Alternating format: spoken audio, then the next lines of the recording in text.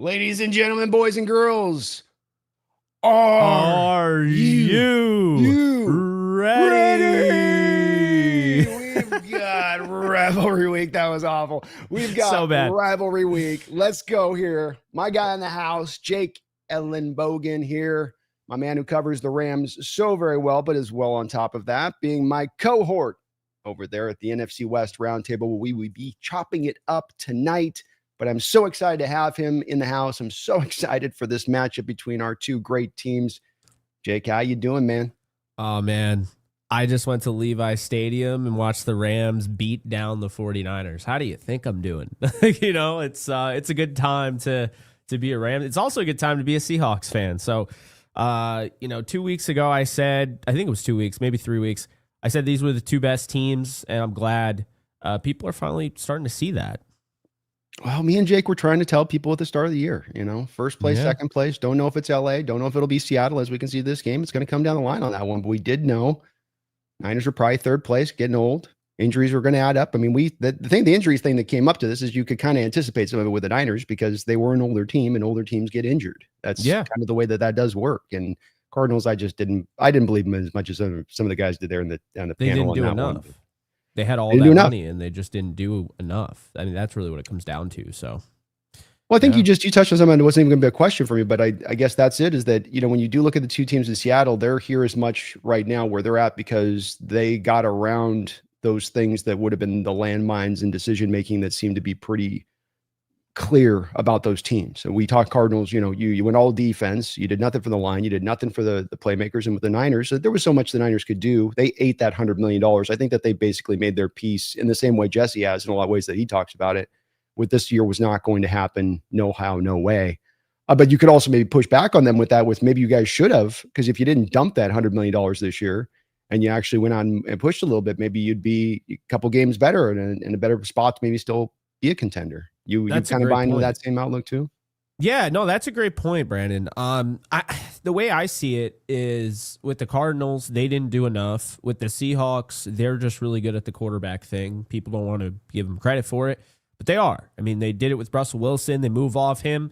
It's better to move off a guy a year too early than a year too late, I think. And, I don't think they moved off Russell Wilson a year too early, and I don't think they moved off Geno a year too early the way it looks. So now you have Sam Darnold, and now it's like Seattle got out of that kind of Rams, Steelers category of having older quarterbacks. I mean, Darnold can hang around here and dominate the NFC West if the Rams aren't careful with their succession plan. So that's something that I don't think is talked about nearly enough. Like, if it's working, why would he, I wouldn't look at this like this is a 1 year thing or 2 years. Like, this could be for the long term. And he's a good quarterback and he's making great throws. And, he's up there in my MVP race, in my opinion. So, yeah, but I want to actually throw this at you because I was talking to a few 49er fans in Santa Clara about it. And then on my flight home, a really nice 49er fan was talking to him. And I actually think, before, with all the injuries and everything, we could talk about the medical and all of that. They just, whatever. But the training staff, which this guy explained to me, they've gone through like 3 or 4 of them. The common denominator is Kyle Shanahan. So is that, are the practices too intense? Is the workload too intense? So I can tell you right now, Christian McCaffrey, his workload is insane. And he somehow isn't injured. So that's kind of my thing. I think, obviously use your talent, use your guys to try and win games. I get that. But I think there's a balance here. And I just think that guys like Sean McVay, guys like McDonald are doing it the right way. Whereas currently, I think the 49ers and Kyle Shanahan, I think that might actually be part of the issue. But again, I understand you're going through a lot of injuries, but we talk about this every single year with this team. At some point or another, that's just who you are. So, yeah. I agree. Yeah, no, I think it's a great point on your part in that this is something that is an issue for them. It's been an issue for many years, going back. And I do think that, and I look at our two teams and how we put things together, when I look at the offense in particular, yes, you have the quarterbacks doing what they're doing. And yeah, you got Devontae you brought in there, but it's also okay, we've given the contract to Colby Parkinson recently. We've also gone out there and drafted a Ferguson. Let's take that and put that in comparison to the Niners with their tight end situation. You got Kittle, and Tongas has had some catches here and there this year, but I mean, nobody's going, yeah, Tongas, right? Yeah. So you kind of ride it all on this one guy at the forefront of the ship. This Christian McCaffrey you mentioned. You've got no real backup. You let Jordan Mason walk, and then now you're going to have McCaffrey roll. You trade for Robinson, but they just want to just roll McCaffrey basically in the ground, and they don't go to. Whereas with that, you've got Corm's going to get some touches there behind Kyron. There's even you even get a third mix in there, and that there's going to be a bit of a low bounce. I think that the thing with Shanahan that I see, and you saw this with Deebo Samuel, because I think he closed down Deebo earlier than what he would have by overusing him for like a couple year period, that playoff run that they had in the conference championship against the Packers, where he had like freaking 30 touches, it felt like, in that game. Oh yeah. Receiver, like, what do you, I think Shanahan just blows guys out, and he just can't help himself a little bit with that. No, I definitely agree with that. And I think when you're looking at these two teams right now, even if the 49ers were healthy, I don't think they're better than either of these two teams. I just don't. And that kind of brings us to what the Seattle Seahawks just did to an Arizona Cardinals team that has been in every single game this year, and they just beat them senseless. And, with the Rams, they've been in those close games against good teams, the Colts, the Eagles, the Niners in week 5, and now here they are, and they beat them senseless. And I think really now here we are going to week 11, we kind of know who's good and who's not, right? And there's not a lot of good teams in this league. There's just not. I still feel in my heart of hearts this is going to be Chiefs versus the Rams, Seahawks, or Eagles in the Super Bowl. And by the way, the Eagles don't impress me at all, but they're similar to the Chiefs in that they can just find ways to win in the most ugly fashion. Whereas the Rams and Seahawks, that's who America wants to see in the Super Bowl, because they're actually going to be fun to watch. You know what I mean? Amen. So, it'll be funny though. Like if it is the Eagles and Chiefs by somehow, how people, obviously nobody will be excited for that, but the media will be like, oh, we get a Super Bowl rematch between two teams that one blew out the other. Like, Yeah. So I'm with you on it too. Watching that game last night, both of those two teams, the Packers are just as ugly as the Eagles are. They shouldn't be. They've got more cooler parts. Like they should be way more funner to watch. But both of those two teams were boring, and the Packers have been boring throughout this year. Yeah, I've mentioned it. I don't know if you've looked at it since I mentioned it a couple weeks ago on the roundtable with Love, and I don't know if you watched it last night. Mm-hmm. Everything is to the first read. Yes, everything is to the first read. Everything is to the pre-play designed, and if it doesn't go there, he's a lost dog in the park who can't find his owner. No, you're absolutely right, 100%. And I think the problem I had with the Packers is that they became way too Tucker Kraft dependent. And then they got even more Tucker Kraft dependent this year. And you're seeing it like, Jaden Reed has been dealing with issues. And of course, Christian Watson's never healthy, right? So Romeo Doubs, who's like your possession guy, like a really good 3 on a team, is not your number 1 receiver. So what does that put you? You don't have a guy that's really stretching the field. Josh Jacobs can only do so much. And I look at that Packers team and the whole argument for them when they're really high in the standings, or really high in those power rankings that are useless. They're high because they got Micah Parsons. They're high because that defense is really good. But we're watching the same thing in Houston. They just don't have the record the Packers do. But Houston and Green Bay are very similar in that aspect. I would say Houston's probably a better team when fully healthy. But watching last night, it really goes to show you that there are a lot of teams that have a big name, the big organization, big franchise, and it doesn't feel like fans always catch up quick enough. Like, hey, this Packers team, wake up, because Brandon and I have been saying this Packers team isn't that good. They lost to Joe Flacco and the Browns. They almost lost to Joe Flacco and the Bengals. This is not a good Packers team. This is a team that'll probably skeet into the playoffs. Their big win was against the Lions, who I also think are overrated. This is why I came to the conclusion. I really do believe it's the Rams, it's the Seahawks. And what's really funny to me? Not that PFF is the Bible or anything, because it's not. But when you look at the PFF grades, it's actually been very, predictive for who goes to the Super Bowl and who wins the Super Bowl. And typically speaking, 9 of the last 10 seasons, the number one team in their rankings of overall has gone to the Super Bowl. The only team that was not in that top 10 was the Kansas City Chiefs. That's it. So, yeah. But the Rams are number one right now at 93.6. The Seahawks are 92.9. And if you look, they're like, the Seahawks have an elite special teams. The Seahawks have a really good defense. The Rams have a really good offense, obviously, with Seattle. I mean, there's a lot of things that are going for both teams. That's my thing, man. When you look, it's like, I don't need this to know what I'm watching. And this is why I got on the Seahawks about 3 weeks ago as a team that's like legitimately going to be a problem. And I can't believe this is a 4:05 game. I know, man. I the fact that this didn't get flexed or they just didn't find a way. I mean, I know that you can't do the Monday night thing. I don't, but like just find a way, NFL, with these type of things, because that this is on the middle of the afternoon, just it does kind of suck. This one should be with all the eyes on. And they mentioned last night in the telecast, I thought it was good too, is that regardless how this game goes out, regardless of how the game goes later on down this season, to your point on this, wouldn't be the least bit surprising we get to the end of the road on this, who's in the division, who's in the wild card, that these two teams ends up potentially even playing each other for that conference title again, something they mentioned last night on the telecast. And that's also something that wouldn't surprise me, because I think you've touched on it. These are the teams that have risen up in the NFC, and the football to me is so much about you're baking. You don't want to start out at your best. You're trying to build. And a guy like McVay knows how to do this with so many times around the block, and it's a timing thing, right? How to push the team just hard enough, how to have them at the peak at the right point. And you do feel like with both these teams that they're moving into their peak at the right time of year. Not only are they differentiating themselves from some of the rest of the NFC, but they're playing at their best level of the season. And then there's still some more room above that this isn't the topping off for them, that there's still another, if not gear, even more level of good play above this. You feel that way too? No, absolutely. I think you said it best. I mean, I said it on the roundtable, and Jesse gave me props on his show immediately.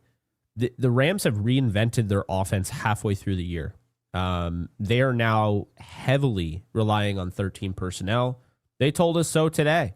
Not just the fact that they're dominating the entire league in 13 personnel usage the last 3 weeks since Puka Nacua got hurt. They took advantage of that.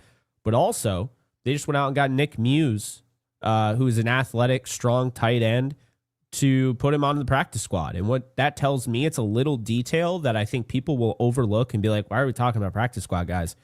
It tells you they just let go of their long snapper, who they've been developing. He's no longer going to be on the team. They didn't add him to the practice squad. They added a tight end. When you're running 13 personnel 50% of the time, this past week against the 49ers was the most 13 personnel usage since 2016.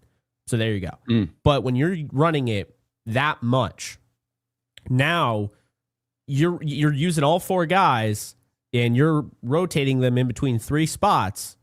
Well, now one of those guys gets hurt, and now your depth can be hit because you want to still be able to run that 13 personnel grouping. So adding Nick Muse tells me they're going to continue doing this, and they want to do it at the clip they're doing. And they realize if we do it at the clip we're doing, I mean, I don't know if you saw the snap count. It was pretty wild. Puka Nacua, Devontae Adams didn't have much more snaps. I understand the blowout script was there, but they didn't have much more snaps than like Davis Allen. That's how crazy that whole 13 personnel is. So yeah, I really like it because it forces Sean McVay now, hey, something worked, stick with it. And you're having so much success. And it's so funny because if you were to, run your offense in Madden, for instance, and you're like, find me an offense that can score 30 plus a game. Are you ever running 13 personnel in Madden? No way, right? You're not. No. That's not fun. You're going to go empty set, 5 wide, right? Use a running back. Like, no. Like, they're using 13 personnel. They're spacing you out,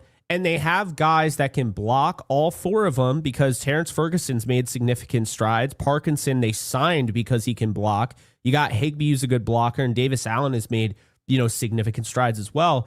And then these guys are athletic after the catch, and they can break tackles. And, Keep in mind, 13 personnel, you still have a receiver and a running back out there. So it really gives Stafford kind of a boatload of options. And then, of course, you can't just run it with any quarterback. Matthew Stafford's pinpoint accurate, and, he can throw no looks and get all sorts of spacing and everything. We saw that Parkins. It was wide open because of the fact that he was staring down a receiver, and the 49ers apparently have never watched tape on him before.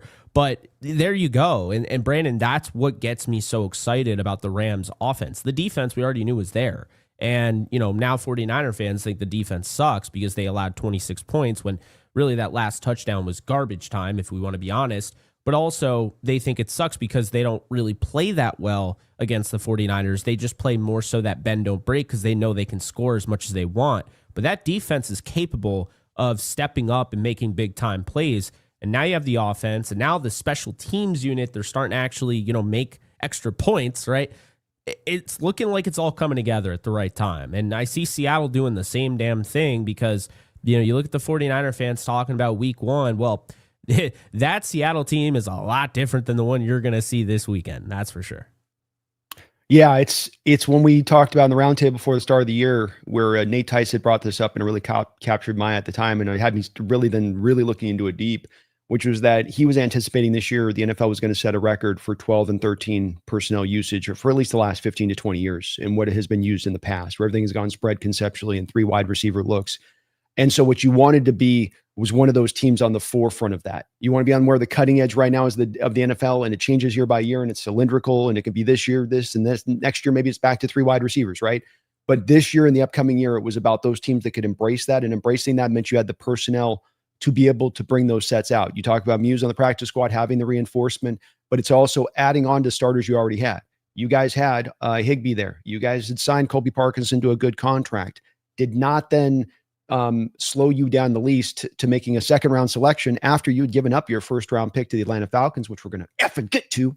But let's go. You guys still come back and go and get Darren Terrace at Ferguson is essentially then your third tight end on that spot. Likewise, Seattle did something very similar. There's so many mirroring parts to these two teams from the 13 personnel, but you've got to make that selection ahead of time. What I'm trying to say with this is that your Rams and Seahawks on this, they saw that this is where the league's going trend wise, and bring that body in. So much like with Ferguson and Royal, that they haven't been maybe hyper used a lot, they're stacked on the depth chart a little bit. You run the ball a lot. The opportunities are just not necessarily there for those guys. But the key is these teams wanted to be able to run these personnel fronts at a high rate, as high a rate as you'll see in the NFL, because they could see this is where you can do damage in the league right now. Yeah, and the funny thing as well is that I wonder if, well, obviously it's a copycat league. We're definitely going to see this change next year. The two things I want to bring up about this 13 personnel, okay? The first thing, defenses are not built to stop this. When you do something like you make that drastic of a change in the middle of the season, the defenses haven't adjusted. If this is a new trend, they're not ready. They don't have the personnel grouping to match up with that. That's number one. And number two, when it comes to the 13 personnel grouping, you have, in a lot of ways, there are elite tight ends everywhere. There's a Trey McBride, there's a Brock Bowers, there's a George Kittle, there's a Travis Kelce. You don't need that. You don't. If you have 4 guys that are equally as good, obviously don't have this logic, when you're playing fantasy football and you trade 4 crappy tight ends for George Kittle, you're not going to get that trade, accepted. But it works in the NFL where you can have 4 guys. The Rams are really scoring it in the box score. They're not looking at individual performances for tight ends. They're scoring their entire tight end room. That is how they are looking at it. Like, our tight end room today had 140 yards, 8 catches, 2 touchdowns. That's a great day at the office. Did George Kittle just do that in the 49er game? Yeah, he did. But we like what we have, and those guys being able to do all of that, all 4 of them, it's putting different things out there on film that other teams have to focus on.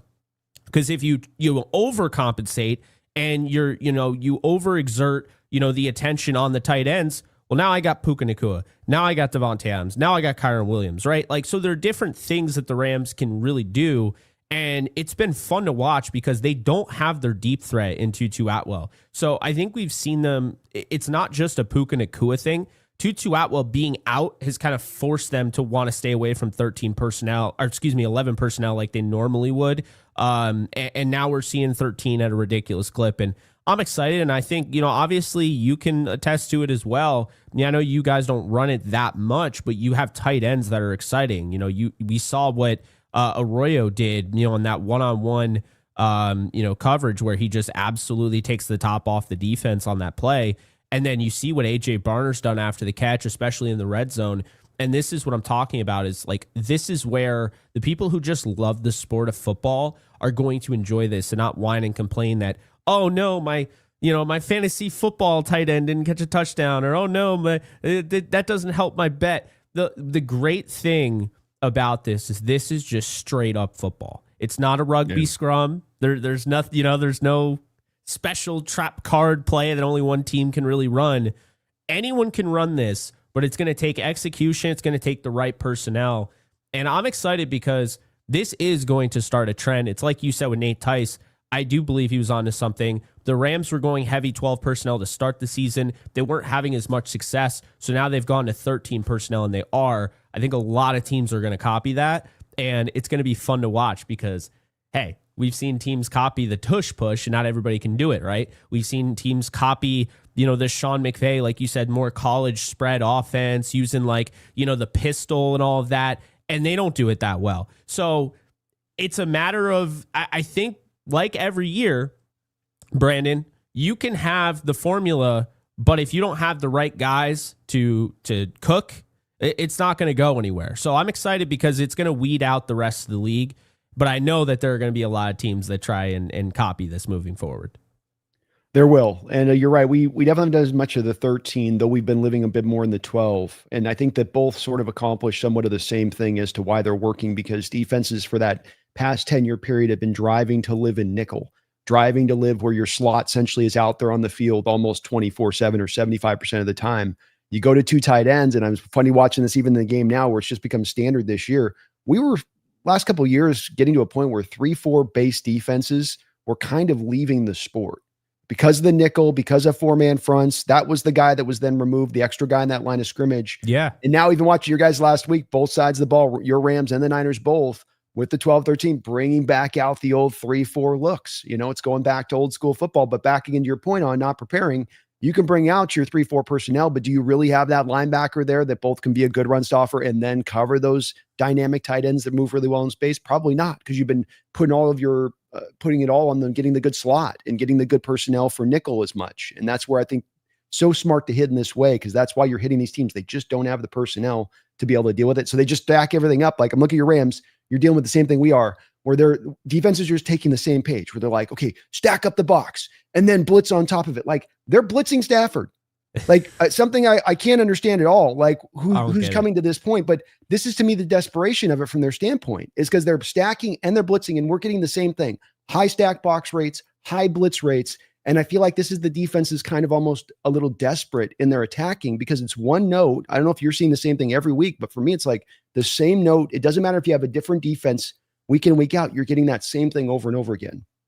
No, I absolutely agree. And it's so funny you mention that because there were people complaining about Gifford, but for the 49ers, it's like, well, I mean, this is new. What are you supposed to do? You're throwing guys in, you're trying to fit, square pegs into round holes. And it's like that's the thing.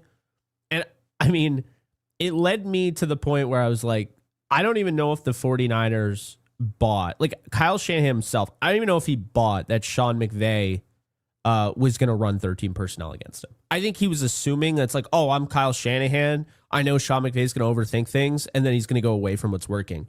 And he's not doing that. And that was really the thing. But to your point, you will only have what you have. And just because you have linebackers doesn't mean these linebackers are ready, for, like you said, going base. Like they're not meant for that. A lot of these guys now are 200 to 210. Like it's, and seriously, we've talked about Bethune it. They're getting run over.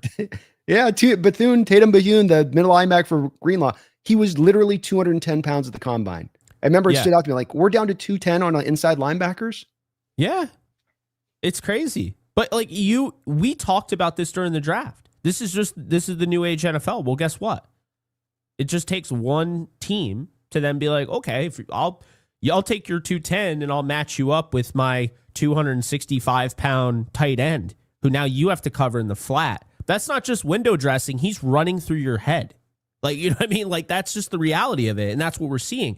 Like, I love when people are like, I didn't know Parkinson could throw a stiff arm. Yeah, well, when a 210 guy is trying to attack his hip, his shoulder pocket or whatever, he's going to go around and, yeah, I mean, that's what happens, And again, we get so caught up in fantasy football and Madden ratings and all of that, not you and I, but just in general, that we forget that these guys are in the NFL for a reason.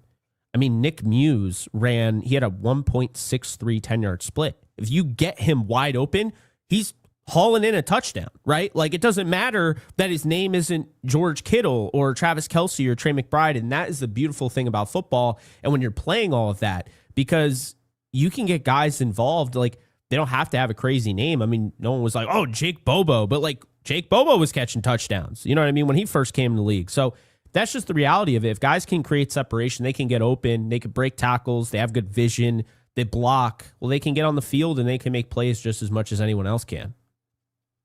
Oh boy, amen. They can just find talented guys, and you do think too with this 12 and 13 personnel. By the way, I think it's something too when we get into the winter months and it's getting cold, and these are also the type of formations that work very well in inclement weather. In addition, versus let's say the pass happy spread concepts where it's hard to complete balls in cold weather and wet weather and windy weather, and this could also be something that helps us out come playoff time.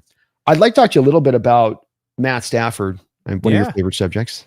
And that I was looking at it and I thought it at first, and then I went and looked, and I love the projections ESPN does with players that you can see, where they're at, and they project it out for the full season. Oh, yes. Is Matt Stafford having the best season of his career? Absolutely. Without a shadow of a doubt. Because it's not just the stats, and the stats back it up, but you're just seeing a guy who I thought Bill Belichick did a really good job of explaining this. He's wise beyond his years, but he's old. Like, he's 37.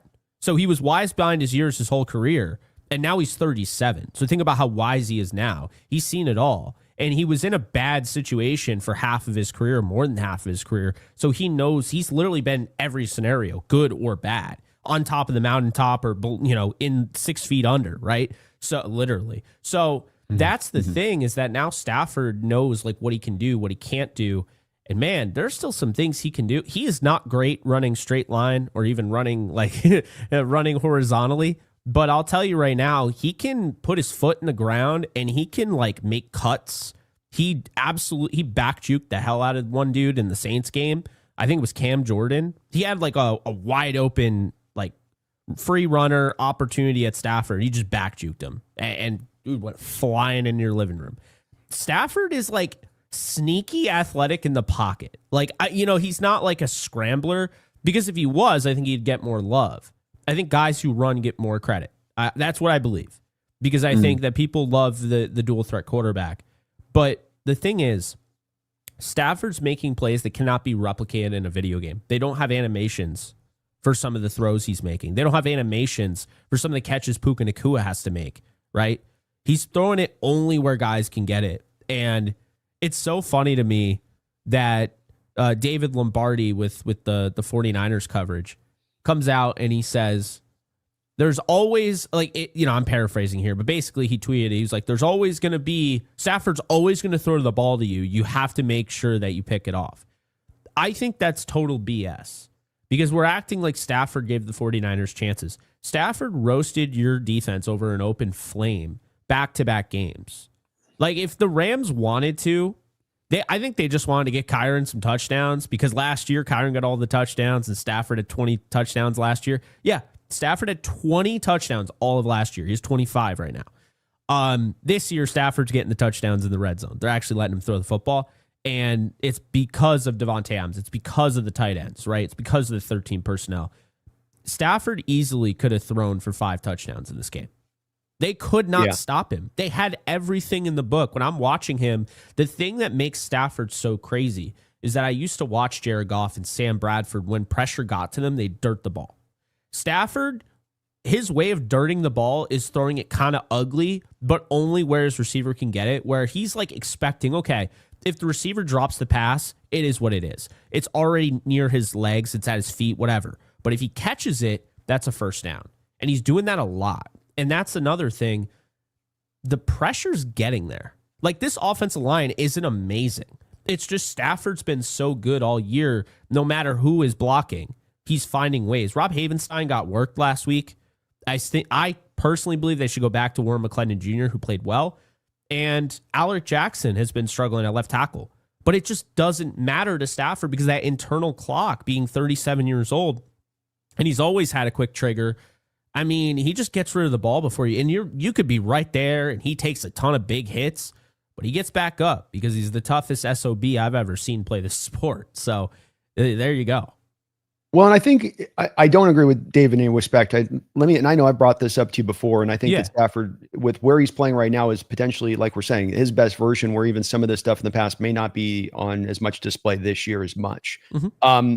My thing on this with Matt has been this, is if he's got a balanced running game and he throws it 30 times in a game, you ain't getting shit. Like, no. he's not throwing you a potential. Now, if you got to get into a game where he doesn't have the running game and he's got to go high volume in his passing approach, you will get a couple of opportunities because of his willingness to try to fit tight throws because he can trust his arm to do so. Yes. You will get a couple of opportunities. Doesn't mean 5, doesn't mean 9. It means like 1 or 2. And you got to reel those in when you get those opportunities. But it's not on the back of it happens every game. It's on the back of a high volume approach where he's up at like 40, 45 attempts, and you're going to get a couple in there. And that you need to get those couple in there, my point on this being, because he's going to slay you on the other side of it with the other attempts. Yeah. Is that a bit of a fair outlook, would you say, on that? From no, I think that's fair. Just overall, because he's a gunslinger. I mean, he plays like, well, and that's kind of goes along the point that Belichick made, is that he's become so smart and so capable that, like, even he can be a gunslinger and still sling it all over the yard and not worry about getting picked off and making bad decisions. And you're going to throw picks. It's going to happen. I mean, Stafford's due. You know, this is probably a game he'll probably throw a pick, right? It's a big game. You know, maybe you're trying to push it. I don't know, but you know, he's 25-2 right now. You know, he's definitely bound to throw an interception at some point. You know, but well, let me give you the comparison back to the Rams game last year. Yeah, we get the one at home. We get the pick on Puka where Puka punches Woolen punches the guy after the play. You got the one pick there. Then there was 2 other opportunities in that game. There was the Ernest Jones drop that he had where he drops back and he just drops the pick, has it in his hands. He can't reel it in. Mm-hmm. And then we've got overtime with Tariq Woolen standing flat-footed, and he lets DeMarcus Lawrence undercut him. He's got the easiest interception in the world, just standing right there, would have finished the game. And he lets DeMarcus Lawrence undercut him right underneath. There was a game where you had your 3 opportunities. Stafford played good around that. 3 opportunities, you only made the 1 pick, you lose the game. But if you make one of those other 2 picks, to me, that's where that could have moved the needle on just that particular game in that way. And it'll be a little bit of the key for me this game. Stop the run to you guys, force him to get a high volume passing approach, and then maybe you can get your opportunities in there. It's not going to be easy on this. I'm not saying that, but that's the pathway a little bit to trying to take this Rams offense down. Yeah, no, absolutely. I mean, obviously, I would have rather him get his interception out of the way against the Saints. But I think it is coming, and it's not like anything negative against him. It's just, this is natural. This isn't natural to have 25 touchdowns and 2 interceptions when you're throwing down the field as much as he is. It's just not. I think he he had a 130 passer rating when targeting 20 yards, that's insane. You know, so and this is the middle of the season too. So he hasn't thrown an interception since Philly week 3.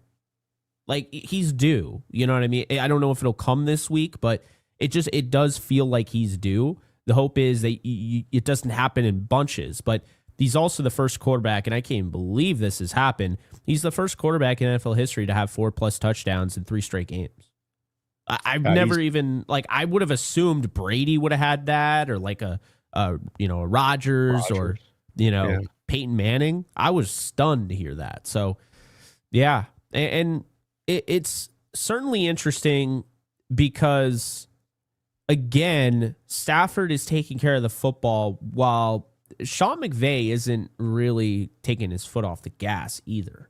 They were still throwing deep down the field when they had a comfortable lead against the Niners. They were up 21-0. They didn't really run the ball as much as maybe they should have. I mean, Kyron Williams had 13 carries or 14 carries, and Blake Corum had 13. In a game where they couldn't stop him on the ground either. Kyron had 73 yards on 14 carries and 2 touchdowns. So, yeah, it'll be interesting. I think the big thing for the Seattle game is this. It's the run game. Because what I watch when I'm watching Seattle is that a lot of these teams have to come up and stop the run. And the Rams have done such a nice job this year of dominating the run, which is, they did a really nice job last year. I just think, Saquon Barkley, those 2 big games had everyone believing they had this like terrible run defense, which I just don't believe they did. And now they've made extra adjustments because of the Saquon Barkley games, allowing over 400 yards in 2 games. And they've just dominated from the standpoint of it doesn't matter if it's, MVP candidate Jonathan Taylor, doesn't matter if it's Saquon Barkley, it doesn't matter if it's Christian McCaffrey. We're going to just completely take the run game out of it. So if Seattle can run against the Rams, that's uncharted territory. Do you see what I'm saying? Like the Rams haven't been in a game where a team's been able to run the football, and it's halfway through the year. So that would put them in a position where now it's like, oh, we're not really used to this. We saw a little bit. Brian Robinson got going. But at the same time, like the Rams were expecting him to throw it. And Kyle Shanahan just wanted to move the football. So, they're in this like light package and you bring in this battering ram and Brian Robinson Jr. and he's running over like I said, 200-pound DBs, so it'll be interesting because you have 2 guys that complement each other well. I think one guy's clearly better than the other in K9, and he can house one. But you got him, and then you got Charbonnet. I'm going to be very curious to see if they take anything from what the 49ers did, because they were completely out of the game. 49ers at no point in this game ever felt like they had a chance of winning it.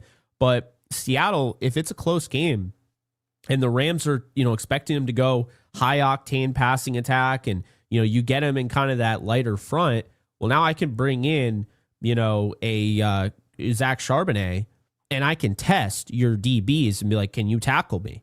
Because they've been great tackling, but when they're in that position, I mean, we saw what Brian Robinson did last week. He even had a touchdown in that one. So, yeah, it's an interesting thing. There are definitely some things to take away from what the 49ers did that I think Seattle could benefit from for sure. It's really tough, too, as when you speak about the run, because the run game hasn't been great for the Hawks, but it has been not great to me from an explanation standpoint of the stack boxes. They have the second highest stack box rate in the NFL. They've been number 1 a lot of the year.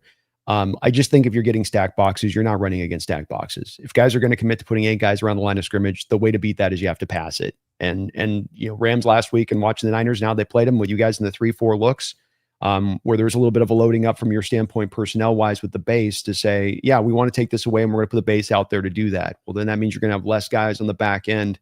To me, this is where you just want to go downhill and not uphill. You want to stay committed to the run. And I think both your Rams team and my Hawks team do a good job of, even if we're not getting a lot of yards, they will stay back to finding some balance within that and making sure that they're keeping the defenses honest. But that's been the thing with Sam and why he's tearing things up and he's got so many throws down the field is it's just Seattle's going, okay, we can't run into that, but you're leaving all of this space. You're giving one-on-ones to Jackson Smith and Jigba. I mean, the Cardinals, again, you saw in that deep ball to Jackson last week. Again, like he's running up the field and you got a single eye safety and you don't roll the safety his way after all he's done so far this year. The guy's late to get there. Teams just seem to be unwilling to really put the bodies back in the back end. I don't think your Rams will do it either. I think they're going to trust their guys from the coverage on the side, but this has been kind of the one size fits all approach Seahawks offensively on every defense, because when we try to run, it's just like you feel it. It's like there's just too much congestion. Yeah, it kind of takes me back to the last time they faced Sam Darnold in the regular season against the Vikings. And in that game, what they really didn't mind doing is letting Justin Jefferson just eat. Because they're like, you can get your yards, but if we shut down everybody else, we believe we're going to score enough where you're not going to be able to really do anything about it. And Justin Jefferson went for 8 catches, 115 yards in that game. But I think the big thing was like a Jordan Addison, 2 catches, 22. And then they couldn't run the ball with Aaron Jones. And it really put, like Darnold, his numbers looked really good and he played well. But when push came to shove at the end of the game, they were getting pressure on him. The offensive line was crumbling. And I think that's another thing is that, and that's also the interesting thing about these two teams, they're very similar in their pass rush because they just wear you down over the course of a game. Whereas a lot of other pass rushers out there, their pass rushes out there. They're going out. They want to find the most athletic guys, and they want to beat you with the speed and the athleticism.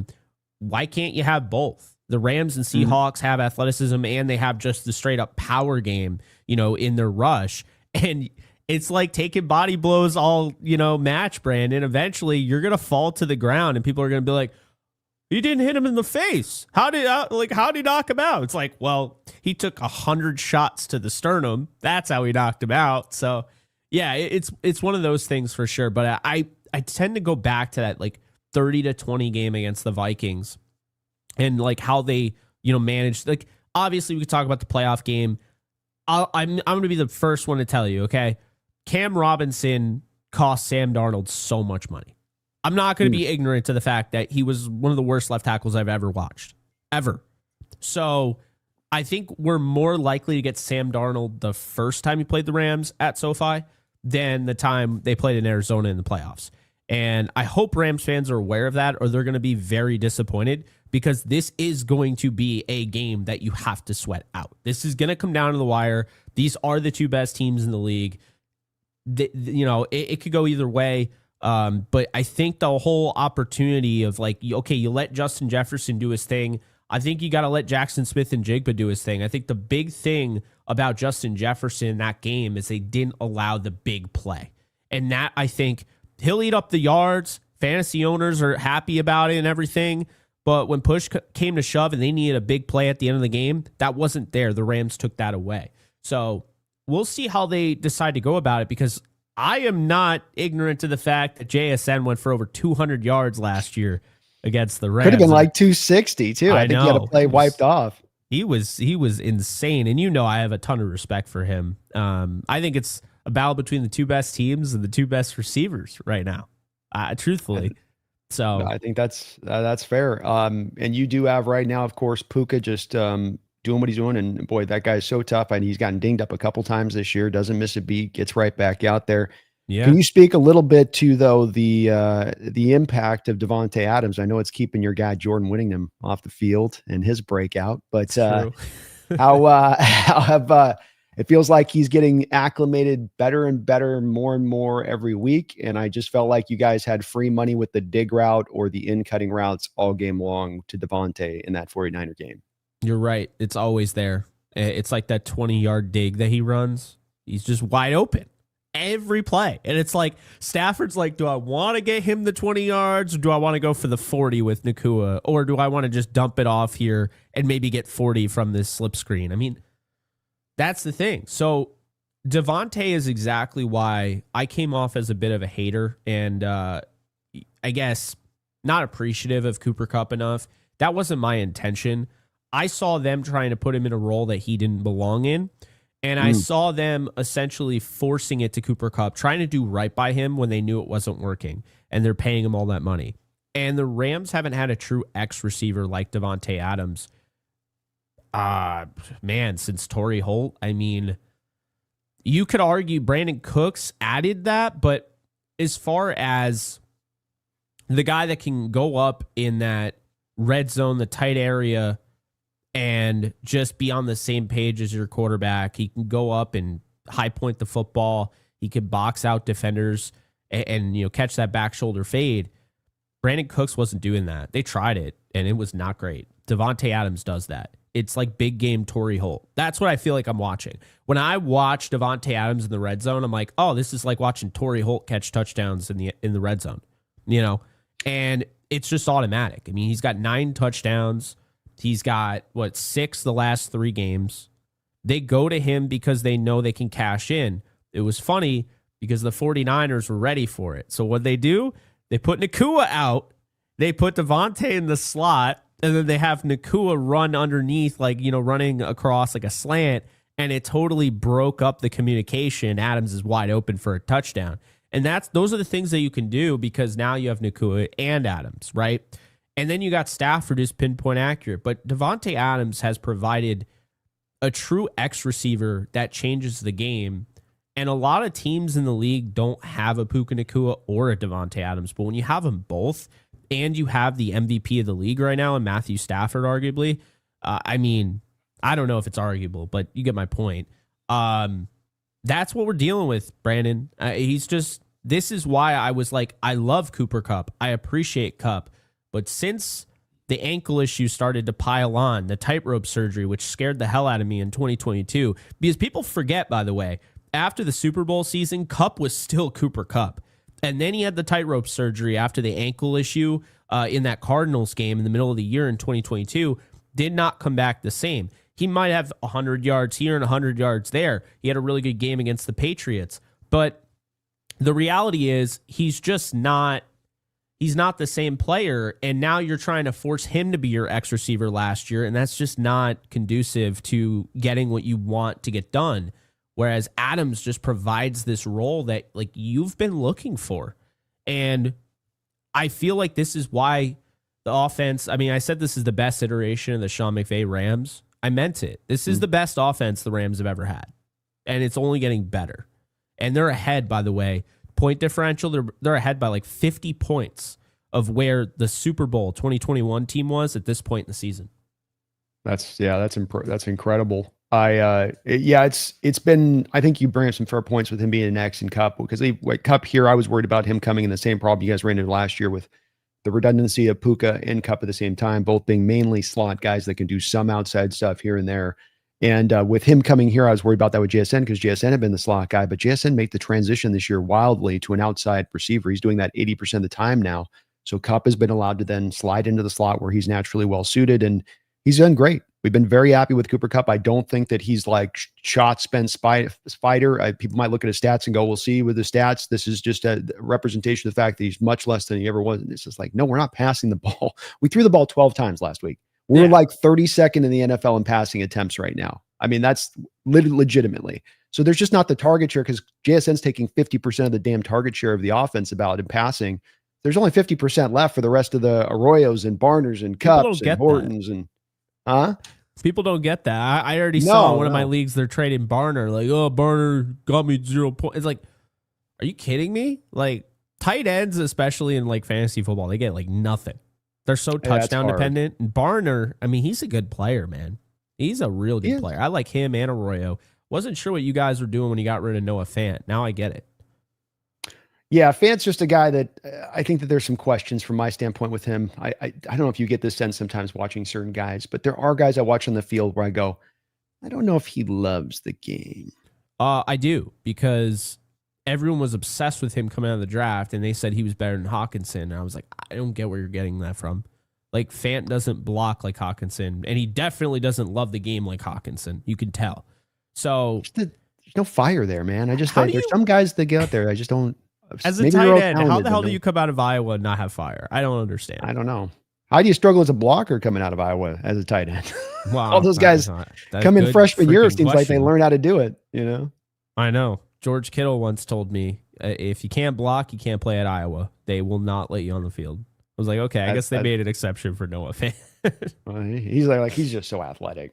Plus, I think they had a good blocking tight end there at the time, wasn't it? It was Hawkinson was there. What was the other? It was Hawkinson. Yeah, it was Hawkinson. So they had the other guy that was like able to get the dirty work done, so he could do all the pretty stuff, I guess. Better get to a couple held back. George Kittle. And then the 49ers drafted him 2 rounds earlier than George Kittle. I will never understand. That was stupid then. Now there's not even a word for how stupid it is now. Well, and this has taught us with tight ends when they come out that you cannot just get caught up on productivity with tight ends in college either, and that you've got to do a lot more of an imagination game at play and how you look at him. I mean, Ferguson, Arroyo are both representations of it. One of these guys were amazingly productive in college, like they were just lighting the world on fire. But you just have to kind of see the vision in it and understand within that how the utilization worked at the college. We missed out on Kittle too. We were going to pick him right after the Niners in that 5th round as well. So that's also one that's been a little bit of a bitter pill for Hawk fans as well, because we came that. I wanted him in the 2nd round, Brandon. That was one of my all-time draft crushes. I remember watching him block, and I was like, I'm watching The Blind Side. I'm watching the damn Blind Side, where he picks the guy up and just blocks him off the field. That's what I felt like I was watching. I just never had been so sold on a tight end, and I couldn't believe that Sean McVay, who just seemed like that would be the guy he was into, went with Gerald Everett over him. I'll just never understand that. I liked Everett, but I didn't like him as much as Kittle.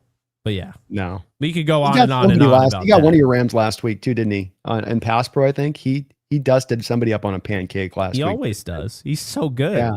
It's like He is people just don't realize, even because, again, like how stat driven everything is. Kittle could have 0 catches, 0 yards, 0 touchdowns, right? But he'll have like 5 impact blocks that are like, that's like the equivalent of having freaking Quentin Nelson out there. And you don't even have to have another outside, you don't have to have another offensive lineman. You just have a tight end that can move like that. He blocks guys like he's Quentin Nelson. Is he a Hall of Famer? 100%, I believe so. Yeah, I kind of feel like he is too, for the same reasons you bring up, and that you cannot look statistically. You got to look at his impact as a blocker, the running game of the Niners throughout his time there, the pass protection, and as a lineman, blind side block, that type of stuff. So, no, he's got 7,564 yards. He'll have close to 9,000 by the end of his career. I think he's a Hall of Famer. I mean, I don't see why he wouldn't be. I guess he's not considered a Hall of Famer according to PFR, but I think it's in there. Reputationally wise, he'll get in there, I think. I think they also heavily focus on like rings too. So in their like metric. So, I mean, if you look at the receiving yards, Kittle is 500 below the average Hall of Fame touchdown or Hall of Fame tight end. And he's got 9 touchdowns, fewer than the average Hall of Fame tight end. And he's not retiring right now. Like, he's still got time. So yeah, I think he'll be there. How many of those guys didn't block a lick, by the way? How many of some of those guys with more yards didn't block? And that has to be part of it, because like the only one who is really like far ahead of Kittle for like games played is Rob Gronkowski, 128. Kittle has 118, I believe. And he's like right there. I mean, Zach Ertz has 8,433 receiving yards, 57 touchdowns, but he's played in 178 games. Like, is he a Hall of Famer? I don't know if he is. I don't think he is. I don't look at Zach Ertz like he's a Hall of Famer. I don't look at Jimmy Graham like he's a Hall of Famer. Greg Olsen loved him. I don't know if I would say he's a Hall of Famer. Rob is 100% a Hall of Famer. Kelsey is 100% a Hall of Famer. He's also played 184 games to, George Kittle's 118. So, yeah. I think the big thing for Kittle will be health, because he is 32. He just turned 32. If he could play until he's 36, he could maybe get to 10,000 yards. Maybe. Yeah. Well, even that if would he's be 9, huge. He should get in. He should get into 9 even. Those guys. I agree. And Graham, they don't block like he does. They're not in the vicinity of him. Totally agree. 9 gets him in for sure. 10 is like some you have some padding there. Yeah, that gets you comfortably in there. Yeah. I think the writers get him in though. The writers sometimes on this will overlook that type of stuff, and I think it'll be enough with him on that to edge him in. I better get to a couple of these donos. We're 20 deep here. Mungles, thank you for the $2 donation. Says whoever wins or loses still hurts the Niners. There we go. It's true. Is that how that works? Yeah. Well, it's definitely the Niners are I think at the spot where the gas is about to run out of that tank. I think it does feel like they're already giving them a win. Have you seen that? 49er fans are like, yeah, we're going to beat Arizona. David was saying, they're going to beat Arizona. They'll be favored in every game moving forward. They'll be fine. It's like, I have the 49ers making the playoffs, but why are we just assuming Arizona's chopped liver? Yeah. I mean, and Jacoby's playing pretty good right now as a quarterback, man. He is. It was not an easy game. He got set up this last week. And I know we got out ahead of them and it just got a little crazy, but I mean, to me, that's going to be a tough battle for the Niners. And that team is just so weakened right now from an injury standpoint. I think it's a close game, man. And division games are already that anyway. So, yeah, whoever wins, loses, the Niners, it always feels good, at least no matter if you lose the Rams, at least the Niners are we can buy. That's always a good thing. Thank you, though, Mungles. Appreciate the dono. Stockton Slap, thank you for the $2 donation. He says, I think Brandon needs to do his show while drunk. I don't think so. There is a famous show I have amongst the Hawks fans, and it's of the game where Russell got his finger broken by Darnold. And that post game, I decided to get drunk because that was the end of the era. I knew that was the end of the Carroll era, the Russell era. It was all coming basically. It wasn't that was like those guys were going to be gone after that point, but it was like basically it just happened. So I was kind of bored, but I got pretty slammed on that one. I was doing ad reads, sloppy drunk by the end. And yeah, if you guys can search that one, good luck if you find it. But I did it once, Stockton. People loved it, but I don't know if I'll do another one. Appreciate the dono. Feed Me, thank you for the $5 donation. Says, Jake, since you're my second favorite, you know you can do me a slight favor when you see AJ Barner in the tush push. It's called the Barnyard, if you describe it. Thank you. That's right. I appreciate you. Feed me more. I will definitely make a note of that. More effective than the Eagles, dude. More effective than the Eagles at the tush push with the Barnyard. They don't even do it. Like, they just get to have illegal formations out the wazoo. That's why I hate when they've just gotten to the point. I mean, Tyler Steen, when it's just this guy who's just constantly doing it, come on. Could you just like flag him just off the fact that you know he's always going to do it? Like, I'd be throwing a flag now every time because I'd be like, all right, Tyler Steen, we already know he was offsides. So he false started. Well, I see them hitting other teams for the offsides with that, to your point. Other teams run the tush push and they do the same thing, and then they do call it to them on them. Yeah. But then the Eagles kind of just get the benefit of getting away with it. We're one of the most successful teams in doing this year. I remain principled in my approach on it. I don't think it's a good football play. I think that it takes an exciting part of the game out that could be there. And I'd like to see it eliminated myself when it's all said and done, but we'll take advantage of it right now. He comes out there. I start doing my moo sounds and my rooster sounds, and Barnyard's about to open up. Oh my God. But thank you, Pete. We appreciate it. You guys don't run Stafford with his back doing that, do you? Oh, hell no. Are you kidding me? They did it once, and I was just like, mind you, hold my breath. Stafford got hurt, was it not last year? It was 2023 because they did the Philly special, and Tutu Atwell threw the ball so and he was a former quarterback, and he's thrown it well before. He threw the ball so far to the ground, Stafford had to like lift it up, and he already had a bad finger and just like totally mangled his finger. And we had to start Brett Rippin in the Packers game. Oh, Lordy. It was the worst. Oh, he was the worst I've ever seen. Do you guys just do you do like us then? Do you bring out a specialist and just have him take the snap? Or they never do the tush push. Typically what they'll do, because on average, if they are on fourth down, they're averaging a 4th and 2 every time. So they'll either do an end around to Puka Nacua, although they might shy away from that after the injury that he got against the Saints doing that. But they like to do the end around. They did in the Super Bowl with Cooper Kupp. They will go bootleg. I think really they want the ball to go to Nacua because I think he's so reliable in those moments that I think they really just, and the Rams are psychos, man. They'll go out and empty on 4th and 2. And like you're at a disadvantage because Stafford isn't going to run. So what they'll do is they'll go out and empty, and Kyron Williams will be on the outside, and then he'll come in if they feel like they need extra protection. But if they don't, then he'll stay out there and they'll hit him on a quick slant, or they'll like have Stafford look this way, and then he'll come back and he'll have like Nacua draped all over, and he'll make the catch and move the chains. Like that's normally how it goes. Makes sense. It works. If it's working, keep it going. Yeah. Also the number 1 play action team in the NFL. So, you guys utilize that to the utmost as well. It's going to be very much how we play that play action this week and how we can read our pre-snap indicators. But you guys are great with that. I love play action, especially under center. It looks like football.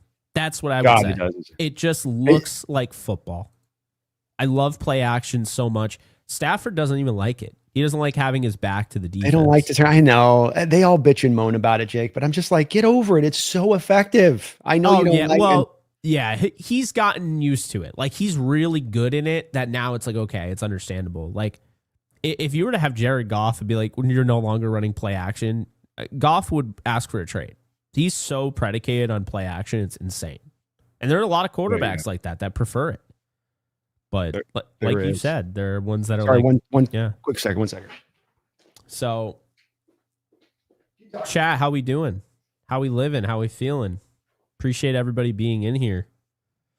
My guy Brando. Sorry about that. Coming. No, you're good. I was just talking with him a little bit, The show must go on, The one thing that'll be interesting with the play action we've been doing in recent weeks with this, Jake, has been attacking the quarterback. Now, it's a little bit of what we've done with this also is that led in this game at times to, because we were up on points for like, well, if you want to run it. We're just going to go after you. Yeah. And that this is probably as much why Stafford doesn't like it, because if you do have a defense with an edge, it's like, I don't care about the run game. I'm just going to hit the quarterback in the face on the play action. You're holding that ball, you're dead to rights. There ain't nowhere to go, and you can't get rid of the ball, and you're turning around with a guy right in your face. But the upside of that is you can run the ball well. If we try to do that, that's going to open up the holes to the front side. That's true. Yeah, I love their play action game. It's funny because like when you watch Stafford, like he just has that motion where he cocks back and he's about to throw it, and you just know somebody's gonna be wide freaking open. Most likely it's gonna be Devontae Adams on the dig, but the 20-yard dig that just, I don't know why, like they kind of cover it, but they also don't. But also when you play that zone defense against Stafford, like the soft zone, he's just going to throw it right in that zone pocket to Devontae Adams. I mean, who's just like the three guys around him. Rams run it too, so it's frustrating to watch on the Rams side as well. But yeah, I mean, that's what's going to happen. And you guys aren't a bad red zone defense, but you're not like great, right? Because the Rams have been utterly insane in the red zone. Yeah, we're all right with it. I some of it's been that there's been opportunities where the offense a couple different times, like did this last game, put the defense on that short field where they're right there, in like the 6-yard line on a turnover. That's happened a couple freakish times, which I think has kind of moved the numbers on that. They've been overall, I think pretty good, but it's not that they certainly haven't been necessarily great to that side of it as far as red zone goes. So there'll be a good little fight there on that, and you guys will probably get your share in there when you get down there here and there, and we'll give as good as we get with it a little bit. But yeah, it's just, it's not elite down there. Stockton Slap, thank you for the $2 donation. He says Jake blocked me, so Didn't I sent such chats on Brandon's. Didn't know such thing. I never blocked you. Now I can't confirm whether or not one of my moderators blocked you, but I personally did not block you. That is a lie. There we go. There you go. Wait, hold on. Where's my where's No, not this time. It's totally pure fiction. It's fiction. Me, thank you for the $2 donation. He says, Jake, you like watching Wari on film? Yeah, he's fun. It looks like you guys got like Kyle Hamilton back there. I mean, he's not Kyle Hamilton, but you can see what the vision is there. I always love that because when you can take, a coach from a certain circumstance, and this is kind of, it got ran into the ground, Brandon. I'm sure you heard it a million times when Sean McVay came over the Rams, and everyone's like, he needs his Jordan Reed. He needs his Jordan Reed. He needs his Chris Thompson. And it's like, we heard it all the time, right? The difference is Jordan Reed was a good tight end, always injured. Chris Thompson was like a cool, like scat back.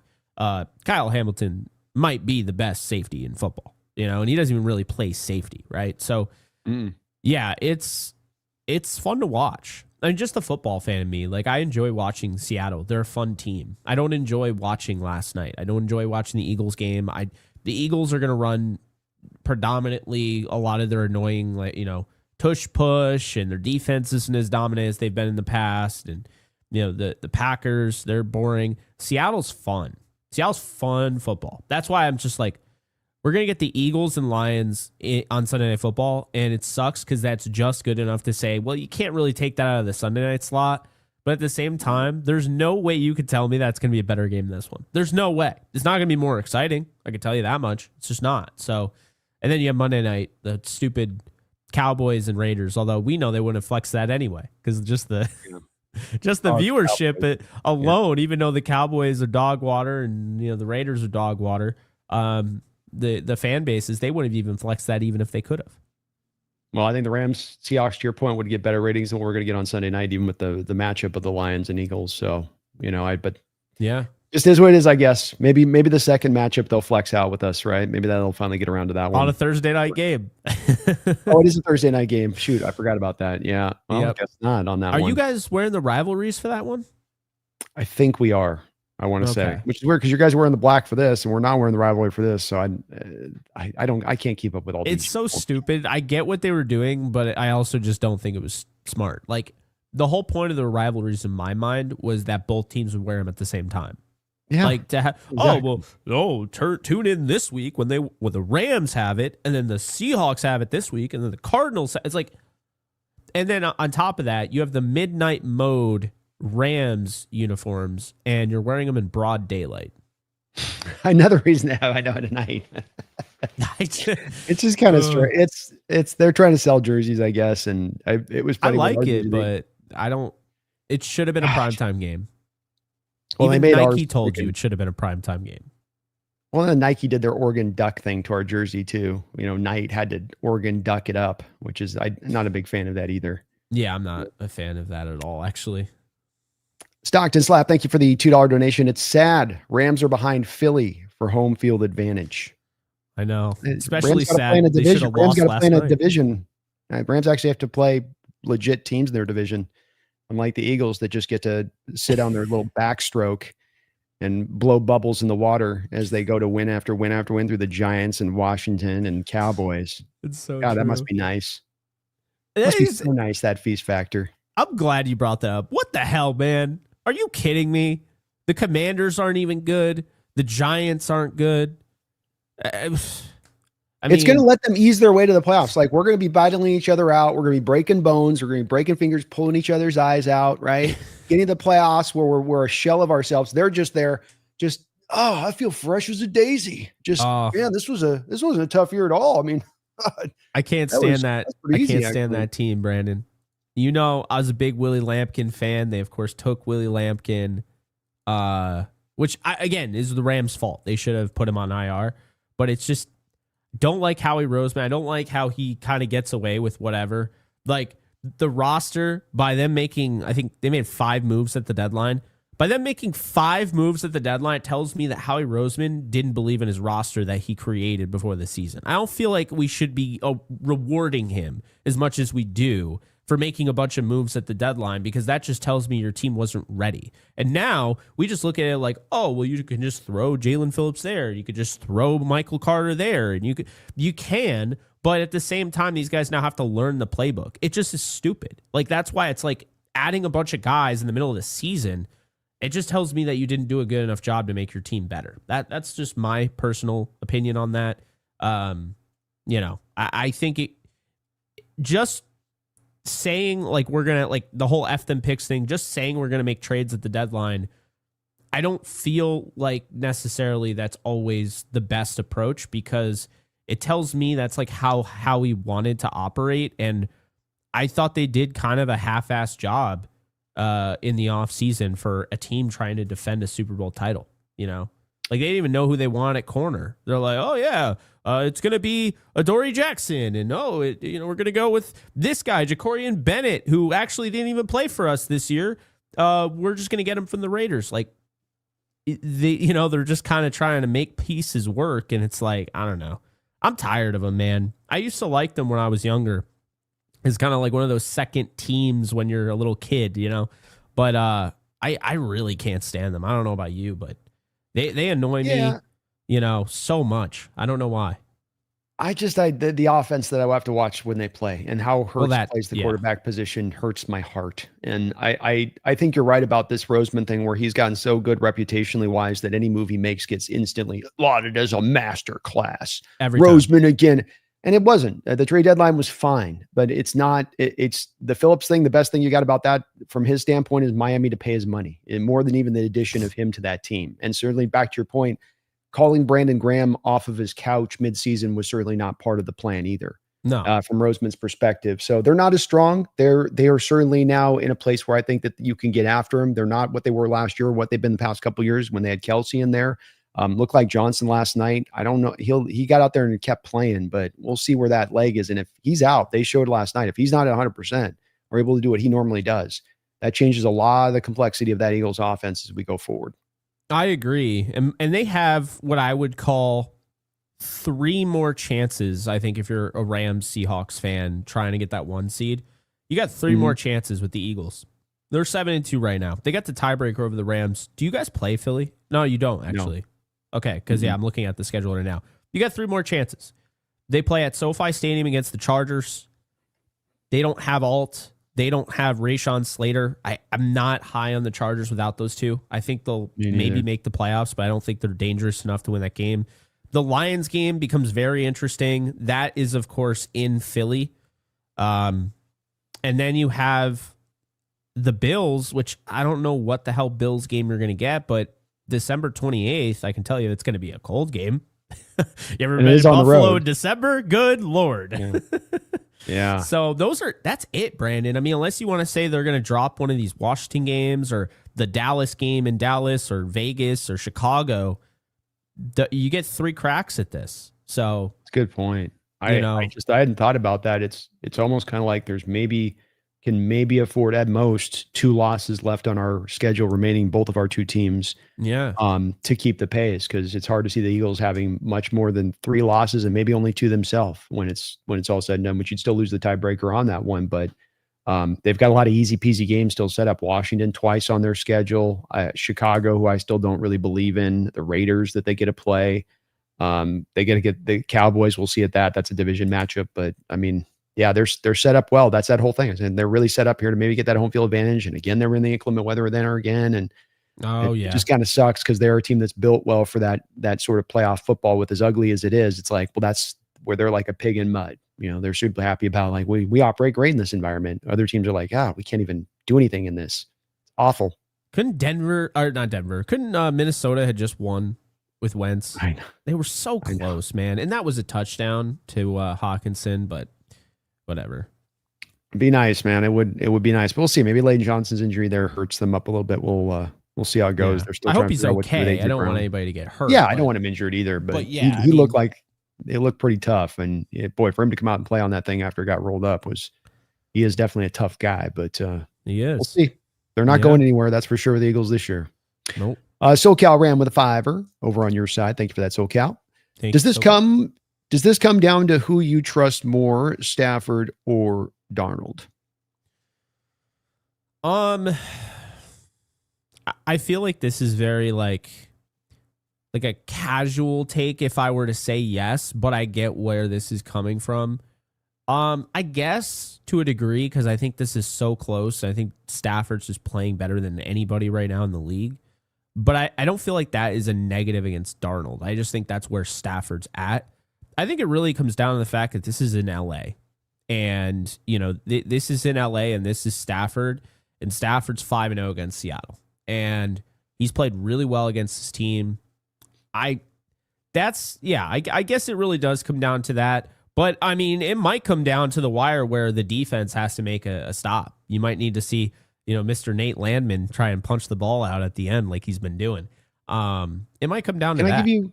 Can I give you an alternative that might be? It's not that this isn't a factor into it on who plays better at the quarterback position. Like you said, it is kind of one I don't always like for the same reason I don't like quarterbacks being ascribed wins. Yes. Like starting pitchers in baseball. Because it sort of throws out the whole rest of the part of the team that has an impact on what goes on in the game.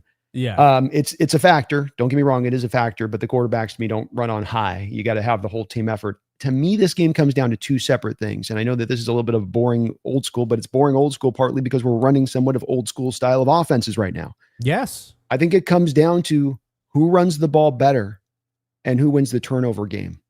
Yeah. I would agree 100% on that. Though, and I don't know if that's always the games, though, that I would say that in every game that it works that way. There are games I can see where maybe we didn't run the ball as well, but we cut them apart in the passing attack. Or we were so explosive in passing and we had a couple of turnovers on the day, but we ended up winning out on the game anyway because we were just so good on that. I think on this, the measure of error is going to be so short and small that those are enough to really carry a heavier amount of weight in this particular game. Yeah, I think that's definitely fair. And I think the special teams unit has to be in play here too, because if it's that close of a game, then all of a sudden, now say the Rams are kicking the field goal, right? Because they know how important this game is instead of maybe they were more aggressive against the Niners because they felt like there was some wiggle room there. Maybe they have some guys out. We believe our guys match up better. But if you're in a real close game, I guess being at home, they're less likely to take the points. Maybe Seattle's more likely. but Seattle's also more likely because they're better. They're the best special teams unit in football right now. So I do think that gives them some sort of edge there. Yeah, it's definitely going to be really predicated on being able to run the football, because if Seattle can run the football without making crazy adjustments, so they're able to just run the football. Now the Rams are going to have to be in a position they haven't been in all year, because no one has been able to run the football against them. And now Seattle has them where they want them. But at the same time, the Rams have also shown you that the defense can give up yards, they can give up plays, they can give up touchdowns. And if you can't stop this offense in the red zone, because I was complaining all year on the NFC West Roundtable until the Jacksonville game, this team is firing on all cylinders in the red zone. I mean, they've scored 15 touchdowns in the last 16 attempts. That's insane. So if you can't stop them in the red zone, then it's really just going to be who has the ball last, Brandon, at that point. So I'm like leaning towards a shootout. I know it kind of goes against the defenses, but I think I'm leaning a shootout here. I think both are high octane passing attacks that can do things the old school way, but can also do things the new school way. And they have gunslingers at quarterback, and they're different like layers that can beat you. I think the one thing I want to bring to your attention, I don't know if you knew this, I saw, and then of course it ended up being confirmed after the fact, Devontae Adams kind of got his oblique. And I saw this. Was it that stupid camera? What? Was it the stupid camera when he gets the touchdown? Was it that because he ran into the camera after the catch? I mean, it could have maybe weakened it, but he was doing like a shimmy on like one of his routes, and then he immediately just did this, and he was holding it. Oh. And yeah, they took him out. Sean McVay, he said this so many times. Yeah, he could have returned if we needed him to, which I love, is like a little like twisted the knife a little bit to Kyle Shanahan. It's like, no, we were up by we hadn't 20. been kicking their ass so hard. I mean, maybe we brought him out there, but we're already beating him down. So why bring out the extra gun? Yeah. So he said he'd be shocked if Adams doesn't play, but that is something that, that needs to be out there, because that could be a storyline. Is he a little bit on a pitch count, right? If he is, I mean, is he just going to play in the red zone? Might as well, right? But no, all jokes aside, I mean, that is something to keep an eye on for sure. Question for you. Are we going to see Ernest Jones this week? Hard to say at this point. Mm-hmm. I will say Tyrese Knight just had the best game of his career operating off the mic. And he is a mic, I think, naturally, who's been playing the will for us at times in his past. Yeah. So I think that he's going to be pretty comfortable if he's in there. Ernest Jones is a better player with where he's at right now and the type of season he's having. But I think that might be part of this, that they don't go as much to Ernest in this, maybe potentially, though he's going to want to play against his former team. That. Being that Tyrese is playing so well. So it's a bit of a coin flip on this one as to where they'll go with that. Because what drives you on this one, if you feel like Tyrese can do fine, give him the extra week and let him rest and get him for the home stretch, and you're not taking a big step back there. But Tyrese played really well, including those two blitzes where he got the strip sack fumbles last week. Yeah, and then Drake Thomas is another guy that has caught my eye over the last few weeks. He's fun. He's a small player, little good dude, but just lightning fast and super instinctive and just gets after it. I've seen him. What's wild is I got a couple of shots of him off all 22 where he takes a 320-pound lineman. The guy's got to only weigh 220, and he throws the lineman out of the way. Like, it's very impressive where you go, geez, dude, like, how did you pull that one off? I think too with the running game, and just on the key on that, if I can just elaborate a little bit further too, is it is definitely on who can run the ball well to me on this a bit, but it's also the secondary part, which is staying away from the deadly pass rush of both of these two teams. And when you get into 3rd and 7, 3rd and 8, 3rd and 9s against either of these two teams, and they know you're going to pass, I think offensive lines can't hold up in that way. And that, especially with Mike, with the simulated pressures he runs at you and the stack boxes and the confusion he tries to create up around that line of scrimmage, not just blitzing, but just confusion on what you're seeing. I think that getting into more of the 3rd and 2, 3rd and 3, 3rd and 4 situations take away that complexity, doesn't allow you to necessarily blitz as kind of unfettered, and that is much of the driver there, is you staying then away from that pass rush. Yeah, I am with that. I think the cool thing about very cool thing about Seattle is that the casual fan is going to be like, they don't really have anybody that strikes fear. They don't have a Trey Hendrickson. They don't have a Max Crosby. They don't have a Nick Bosa. They don't have a Jared Verse, right? But it's like they have a bunch of guys that are just doing all the dirty work behind the scenes. Uchenna Nwosu is one of the more underrated players in the league, and it's obviously his fault because he's always hurt. But when he's healthy, dude's electric. It's why I loved him coming out of college. I mean, he could play just a straight up linebacker. He can be a rusher. You know, he could drop into coverage. He's got such a unique skill set where he's a tweener, but not in the like negative connotation realm of being a tweener. And then you have, you know, Byron Murphy, who was playing out of position, you know, last year. And I think he's, you know, being able to be activated more how they wanted him to. And then, you know, Derek Hall, who, you know, second rounder from Auburn, a guy that I think people have kind of forgotten about. And those are some guys that really kind of stepped up last week. You know, in that game, you guys had 35 pressures.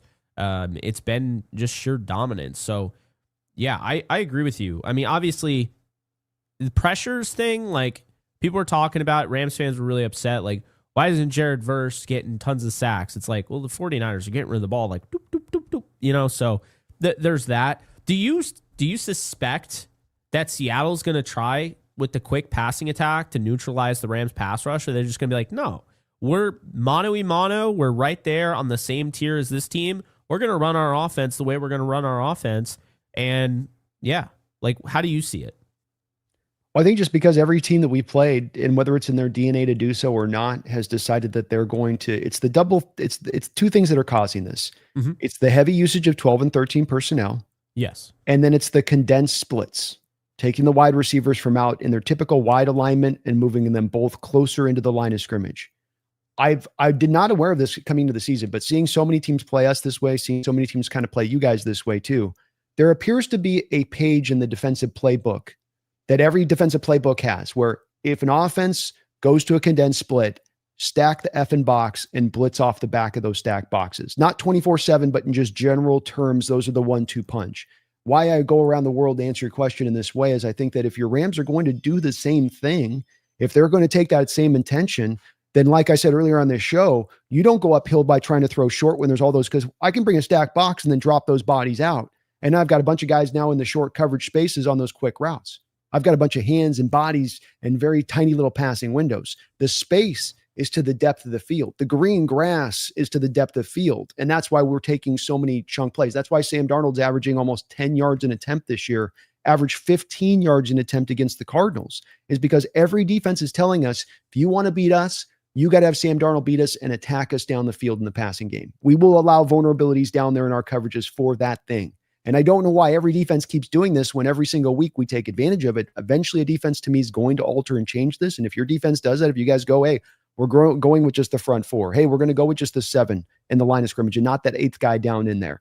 I think then you'd see us start to run and feature more of the short passing attack. But until a defense does it, Jake, I'm just going to anticipate that everybody's going to keep taking the same page and going, do that again, do that again, do that again. And I don't know why this is kind of the end all be all of, like, you'd think halfway into the year that we get some differentiation on this, right? Like somebody would try something a little bit off different, but it's just not. Well, it's interesting you bring that up because the Rams blitz rate is among the top 5 fewest in the league. So is, by the way, Seattle, which bodes well for them because they do such a good job without having to just blitz all game, and Stafford shreds the blitz. But, you know, the light box rate, Seattle's in the top 5. The Rams are number 1 at 61.9% of the time. This is according to Sharp Football. But then the heavy box rate, Seattle actually leads the league in the fewest at 12.5. The Rams are third at 14.6. And then sub package rate, Seattle is 92%. The Rams have 80% of the time. So yeah, it kind of does go to show you. I think the Rams are more equipped than other teams to deal with this offense. And I think Seattle is more equipped than other teams to deal with the Rams offense. And that's why I think what we have is a game that can go either way. You might favor one team because of the home field advantage, what have you, but it can go either way. And I think that there's a chance that this could be like a 23-20 game. I'm not saying like it can't, but I still tend to lean both these teams are so explosive. I'd probably go 33-30 Rams. I like it, man. That's I'll probably be somewhere in the similar place. I don't know if I'll go that high on the score, but I'll eventually be kind of right around, I think, in that area. Stockton Slap, thank you for the $2 donation. Says Philly and Pack looked putrid last night. Indeed, Not they fun. did. Indeed, they did. That was I was looking forward to that game all day, Jake, weren't you? And then you get there and you're like, this is what I was just hoping the Packers were going to win and make it a little bit easier, because what I don't want to see, to your point, is that they're going to play this dog shit division, and they got 2 more games against the Commanders. Is it 2 more? Mm-hmm. Or did they already play them? And the Raiders. They got 2 more against they literally got to play the Commanders like week 16 and 18. You think that team is going to have any heart? No, absolutely not. So they got to play the Commanders twice at the end of the year. So they get to rest guys up is what they get to do at the end of the year. They have de facto bias at the end of the year. Yeah, the Bills game week 17 is going to be interesting there. But it's time for the Bills to show us. Like, we give them so many passes. This team is just not that good. They're just really not. And, I mean, we saw this against the Dolphins. It's like, but hey, if you want to show up and show us that you're an AFC contender, that game week 17, wouldn't mind it. No, let's touch on this real quick. The thing the Bills have gotten wrong, and the thing that I think that even the Packers get wrong with this at times, because the Packers have taken this whole, we're going to go with 2nd-round pick wide receivers for 2 decades, and we'll never go for that top guy. And then they finally go for a guy in Golden this year who is really not a 1st-round receiver per se. It's like you finally extended yourself, and you didn't really go get that. Like, move up a couple spots, go get Tedero and McMillan.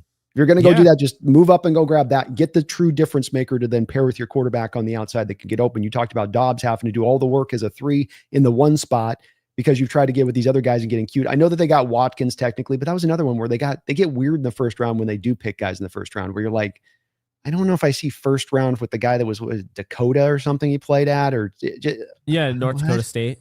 Yeah, who? If your Rams drafted a wide receiver out of North Dakota State in the 1st round, you'd be losing your crap. And I would do too. I'd be like, what? I don't know why they didn't draft Ibuka. That's what I don't. I don't know why they didn't do that. Because I felt like he was can't miss. Like, a lot of the things that JSN does, he can do. And I told you the reason why I liked Ibuka was I thought he had inside-outside versatility that a lot of people didn't believe. And he can block. He's cut from the same cloth of like a Robert Woods, like a Hines Ward, he's going to help you. And I feel like the Packers are really missing that, but that's their problem, Brandon. We don't have that issue. They're a mess, and it's wonderful for us because they've got some talent, but they just got some disjointed parts that don't kind of work. And they've got their old ways there that they don't like to extend outside of, where sometimes you got to extend outside of you. And I felt like the Packers the last couple of years, when they've been willing to get aggressive and go outside of what they normally do, it's worked well in their favor. It's just that they're not willing to lean into that mode enough. It's like they want to kind of dance in those waters, but they want to stay on the mainland. Like they'll go in there for a while, but let's get back to the safe area that we stay at in our thinking. We're very patient here. We just take a very patient approach there. That's how we go. Stockton Slaps okay today. Thank you for all the donations. He says Philly will depend on home field advantage to advance in playoffs. Because they're going to rely on the link, and they're going to rely on potentially the elements, which it's funny because they now use that as an excuse as to why they didn't blow out the Rams in the playoffs. The California team that has not played in that. But anyway, Philly's going for whatever they can. That makes no sense. Yeah. It should have worked the opposite of that, you guys. Yeah. It goes the other way with that one. Yep. Phoebe, thank you for the $2 donation. Says 3 quarterback whispers and Kyle, Mike, and Sean. That's unfair. Man, we got the best division in football, Jake, every single year. And it's partly because we got the smart coaching that we do have in this division. I don't even think Gannon's necessarily a bad coach. I feel like you got to get that guy with a quarterback other than Kyler to really make a determination with him. But indeed, man, you got 3 guys that know what they're doing as far as, at the head job, and they're brilliant in what they do to certain different ways, different pathways in what they do. But I think all have certain level of brilliance to them. Shanahan will have to figure out something, because at some point or another, you have to turn and look. Is it my fault that these guys continue to get hurt?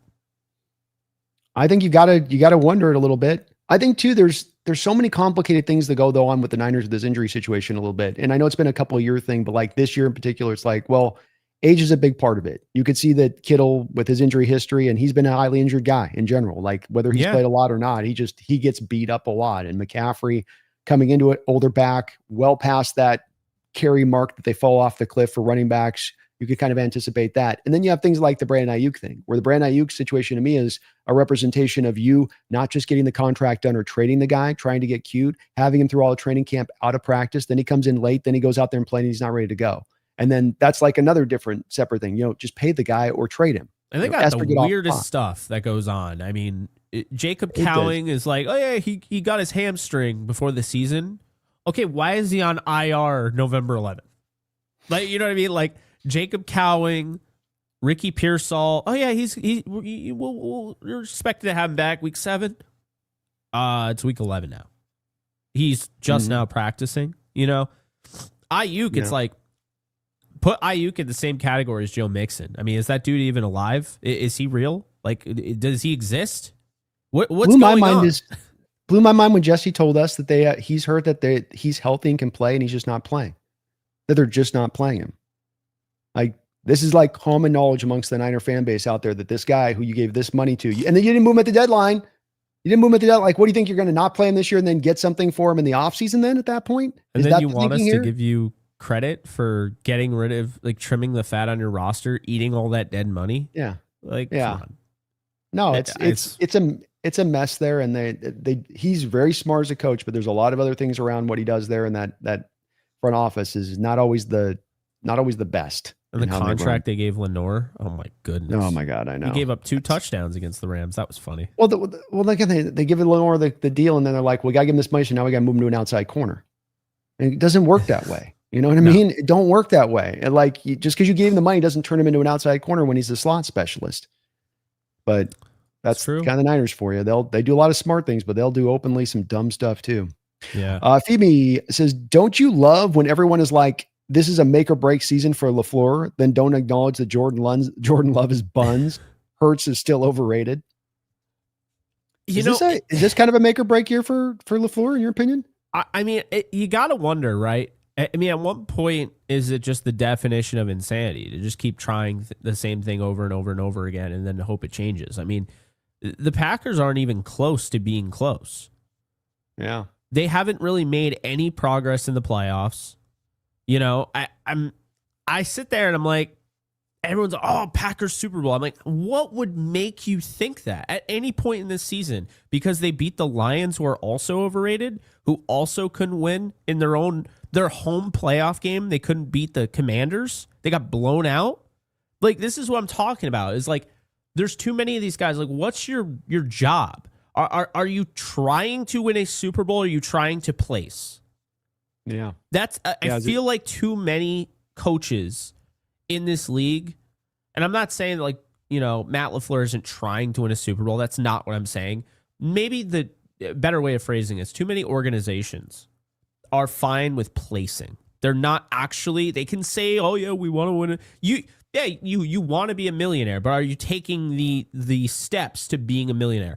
Like, oh yeah, like, we get it all the time, Brandon. I'm sure you get it. I get it a lot. Oh, I'd love to be able to do what you do. You can.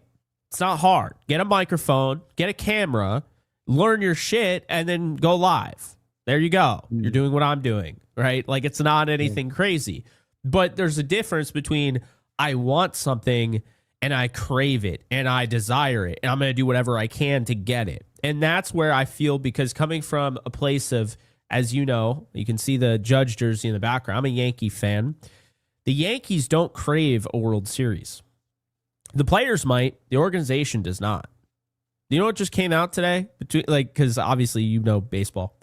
How someone posted, it was like, Hal Steinbrenner is dead set on getting under 300 million payroll. No, you should be dead set on doing whatever the hell you can to win a World Series. Just like what I mean about these NFL teams. These NFL teams are just basically trying to place.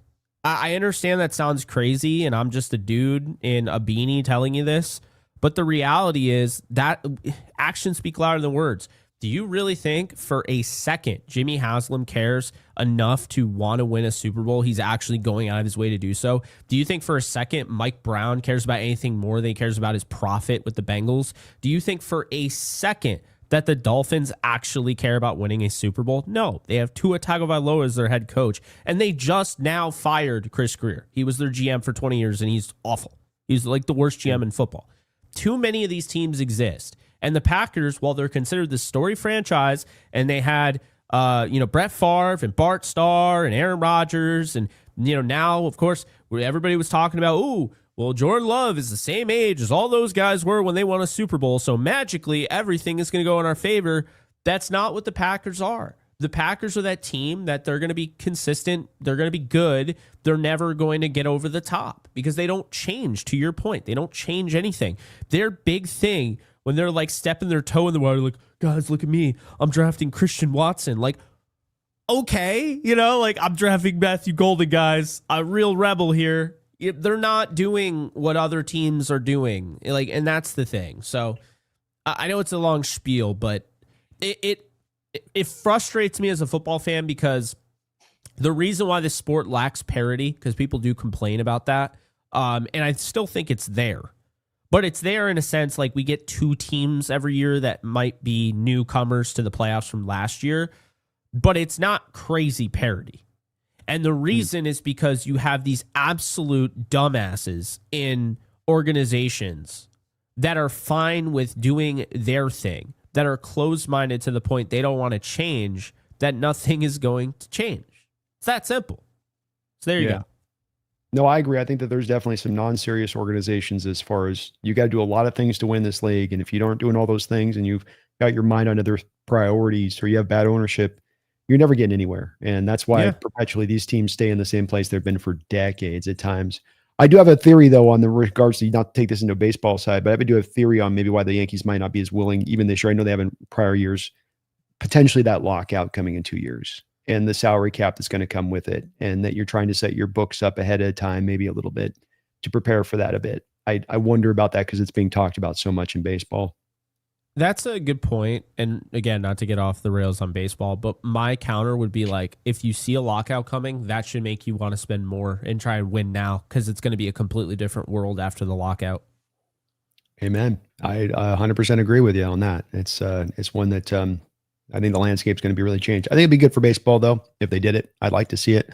We'll see. But get well again. To the point, the same teams that don't give a shit about spending money, they're just going to basically sit there spending the same amount of money. There should be a cap floor. You got to put the floor ceiling.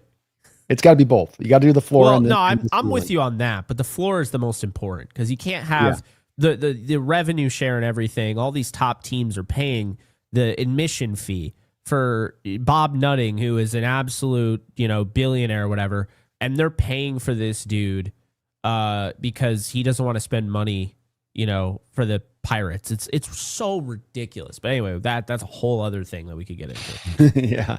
Oh, they're going to move Skeens this offseason too. And, if Skeens goes to the Dodgers, I'm hanging myself. I'm just saying that right now. Scuba or Skeens goes to the Dodgers.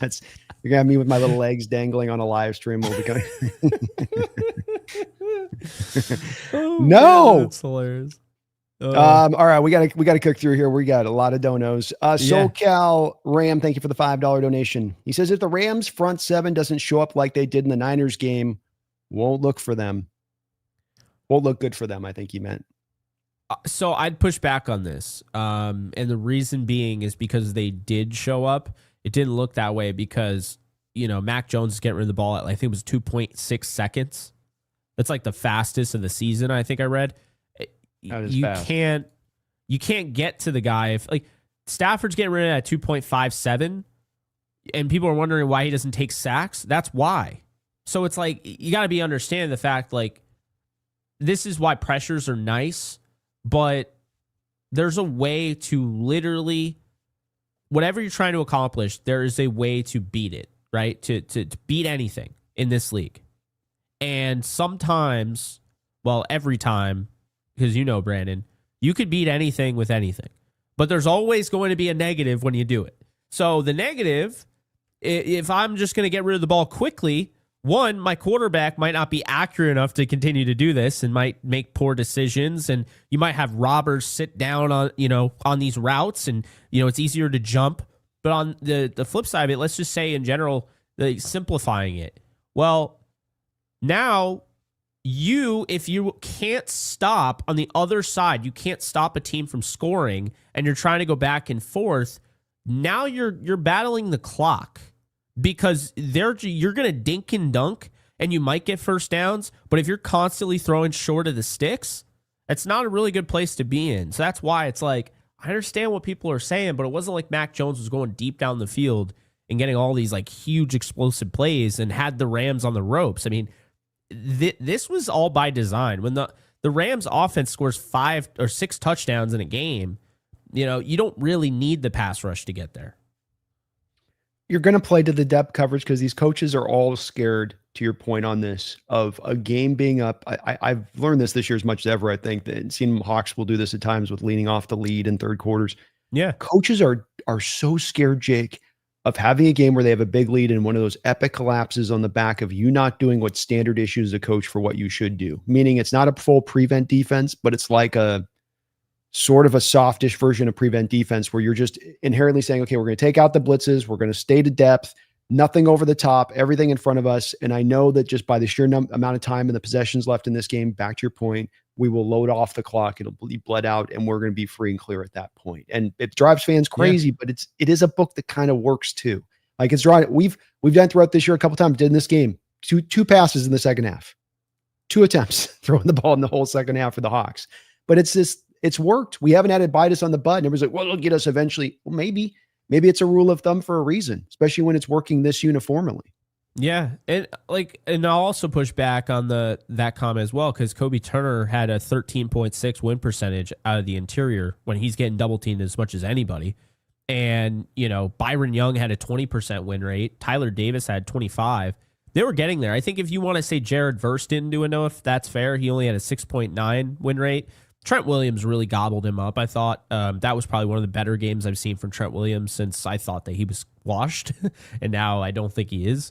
But yeah, again, well, you're going to get rid of the ball quick. Jared Verse too. The main thing he works off of is he comes off that wide 10, wide 11 alignment, so he's a little bit further off. We do the same thing with Hall. You move him a little bit wider off the line. So what you're then allowing him to do is have more of the build-up speed to get into the power rush. But a power rush is not a quick rip or a swim move over the top. It's one that walks the lineman back. So if I have a quarterback that's throwing the ball 2.61 seconds, the walking it back on a power rush is not going to generate pressure there because it's more of a reliant on a 2.8 a little bit, which most quarterbacks, that's the average quarterback's going to tend to be is in that 2.85 area. So that's not a representation that Verse is not getting the job either when it's that extreme. No, I like that you said that because you're absolutely right on that point. Go ahead. Hey, a rival guest that's educated and great to listen to. Let's battle this weekend. Go Rams. Yeah, I typically I typically don't do shows with anybody who isn't educated and is great to listen to and isn't my buddy. That's right, man. That's right. I had a great time with Jake down up in LA, being able to do that. Hopefully next year they do that again. I got to think they will because it seems like it was such a home run for them on that side in the channel. But I echo Jake's sentiments too. We've got a round table we'll do doing it tonight at 6:00. And these guys do phenomenal work. I'm so lucky to be able to work with these guys that all really do put in all the time and effort it takes to make sure they know what they're talking about, not just looking at their team, looking at the NFL, looking at schemes and how things mix and all that. And Jake does a great job. But by the way, folks, if you do get a chance, down in the description section below, I've got a link directly to Jake Ellenbogen's channel. If you can do me a favor, he's going to take them. Maybe taking a couple hours of his time out today. It's the donos, Jake. It ain't me, man. It's the donos. Hey, you know how this goes. It's all good, brother. But please do show some love to him over on that side. Give him a sub if you can for me. And thank you, Wildman, for saying that. I appreciate that, brother. I'll have the same thing for Brandon's channel too. So be sure to check that out as well. In my thank you description. For that. Very kind of you, Woodman. Mark Sanchez, thank you for the $5 donation. He's back. Personally, he's back, man. I love them. They put the mugshot in. Personally, I don't like the quarterback winning percentage stat because there's a lot of variables. But the fact that Stafford just got 500 is crazy. What the F? Yeah. The Lions are the scourge of the earth. I don't know. I just I shouldn't be upset, but I am because I wanted Stafford in 2015 for this very reason. I used to watch him all the time, always liked him, and you just watch and you're like, obviously Lions fans appreciated him. But what has really turned me against them is that the Lions fans, now that he's gone, it's like, yeah, we appreciate that, like, you rooted for us in the Super Bowl type deal. Like, because they were rooting for all Rams fans and everything. They were cool. But then afterwards, like, we don't owe you anything. It's like, well, no one said you did, but you don't have to be dicks. And just the idea, like, Stafford's daughters are coming out. They don't know better. And they're getting booed. Stuff like that. Stafford's down on the ground in pain in the playoff game, and you're cheering. It's like, have some class. Like, it'd be like if St. Louis fans, when Steven Jackson left, they treated Steven Jackson like dog water. Steven Jackson was running behind no offensive line to speak of. He'd get contacted as soon as he got the ball, and he'd still get chunk plays. It's like that. I mean, that guy put his heart and soul on the line. Give him his respect. And if you don't, that's fine, but don't be booing, don't be cheering when he gets injured. Definitely don't boo his family. Leave the family out of it. I never understood the heckling against family. That's weird. I don't either. I think, too, that Detroit's got a lot of complicated feelings when it comes to Stafford, because none of us know what it's like to have a quarterback that you had in your house and you let him go and he goes and wins the Super Bowl somewhere else. And it is a direct representation of your ineptitude and how bad your organization was that you didn't do more with that guy. It's like I've said to you before, I feel like if he had gone to the Packers at the same time as Rodgers had been there, I think he probably has 3 Super Bowl wins. I think he takes them past a couple of those conference championships. I think that's a little bit in looking at Stafford's career has got to be taken into account a little bit on this one. And you got to do some of that advanced math on this one because of how bad that Lions organization was for so many years with him there. No, I agree. And it's funny because the Rams fans almost do know, and they still want a Super Bowl with Warner. But I mean, we were all rooting for Kurt Warner to win that, with the Cardinals. And I mean, that's the thing, now some of the LA fans who, they weren't following maybe when he was playing, that's okay. Like, I understand. And then he picks against them sometimes here and there, and they get mad at him, whatever. But Kurt Warner's always been near and dear to my heart. He's one of my all-time favorite players. And I'm not going to lie. I don't care if the Cardinals won that Super Bowl. I would have been as ecstatic as like the Rams won it, because that's how much I loved Kurt. And I was so heartbroken the way that Super Bowl went down against the Steelers. And I just think about it like, say they win, and then the Rams play against Kurt, and they have their quarterback, and both teams are really good, and they're in the playoffs. Am I rooting against Kurt Warner personally? Still no.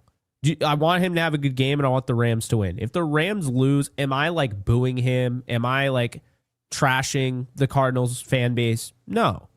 And that's the thing. Like, I feel like it just got to the point where, the Lions fans who thought they did all this good by rooting for Stafford and rooting for the Rams fans and the fan base in 2021, like, you kind of erased that because you got nasty the moment you had any taste of success. So, yeah. Yeah. Well, I tell you too, I did a collab with the Lions content creator last year, and does sound like there's some weirdness in that fan base. She's like, yeah, they don't want us to usually do collabs. And like, there's a little bit of that stuff you get the Niners content creators where there's a lot of infighting and just guys angry at each other. There's a weird deal going there. This does Brett bend on a question I wanted to ask you on this.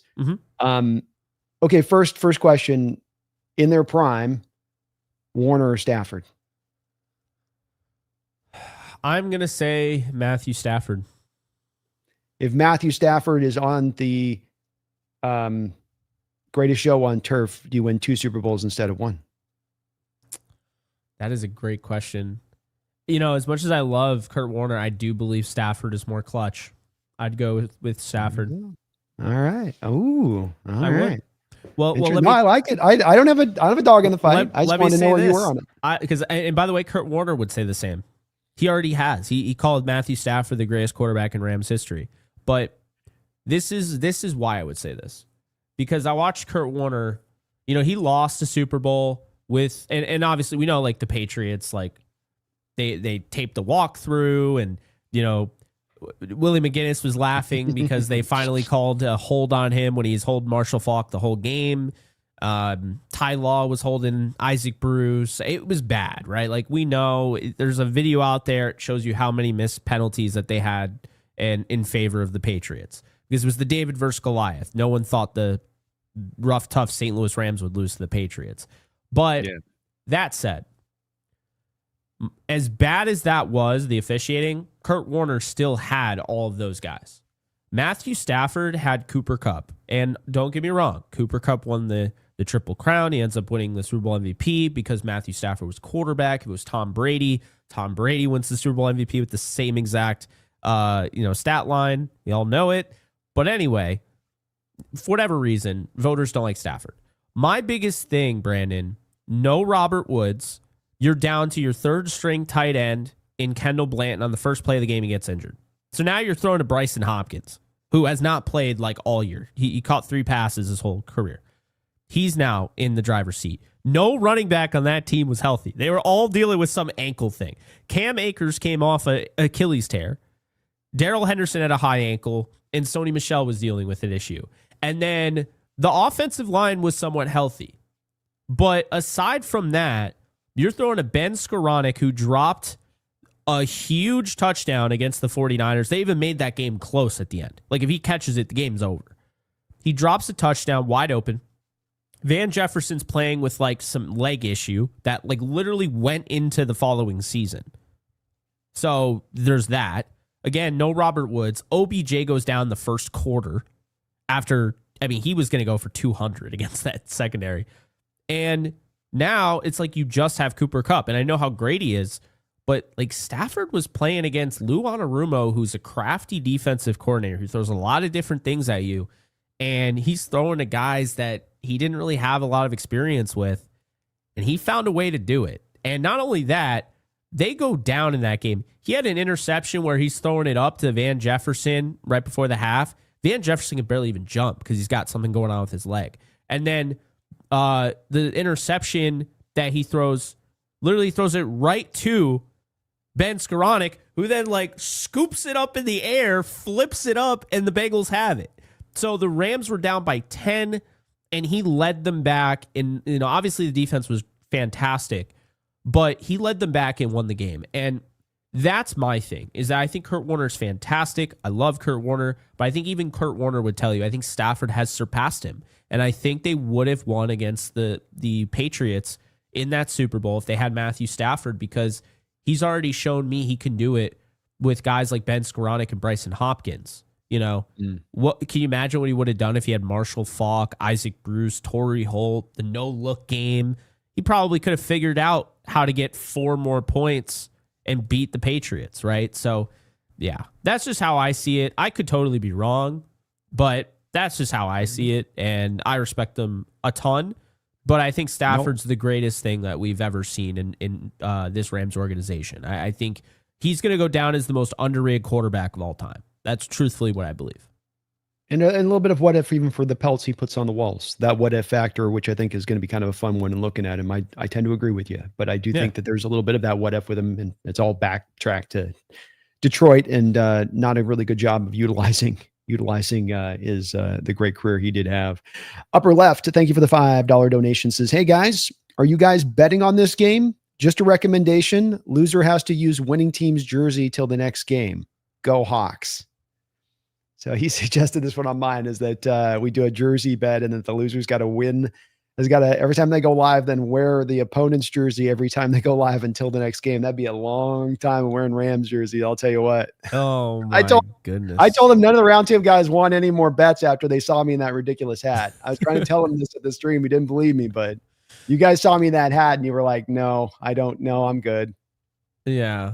I don't know. I never do these type of bets, so I'm probably out on it. I would even maybe consider a hat bet, but never anything like that. It would just be like a regular hat.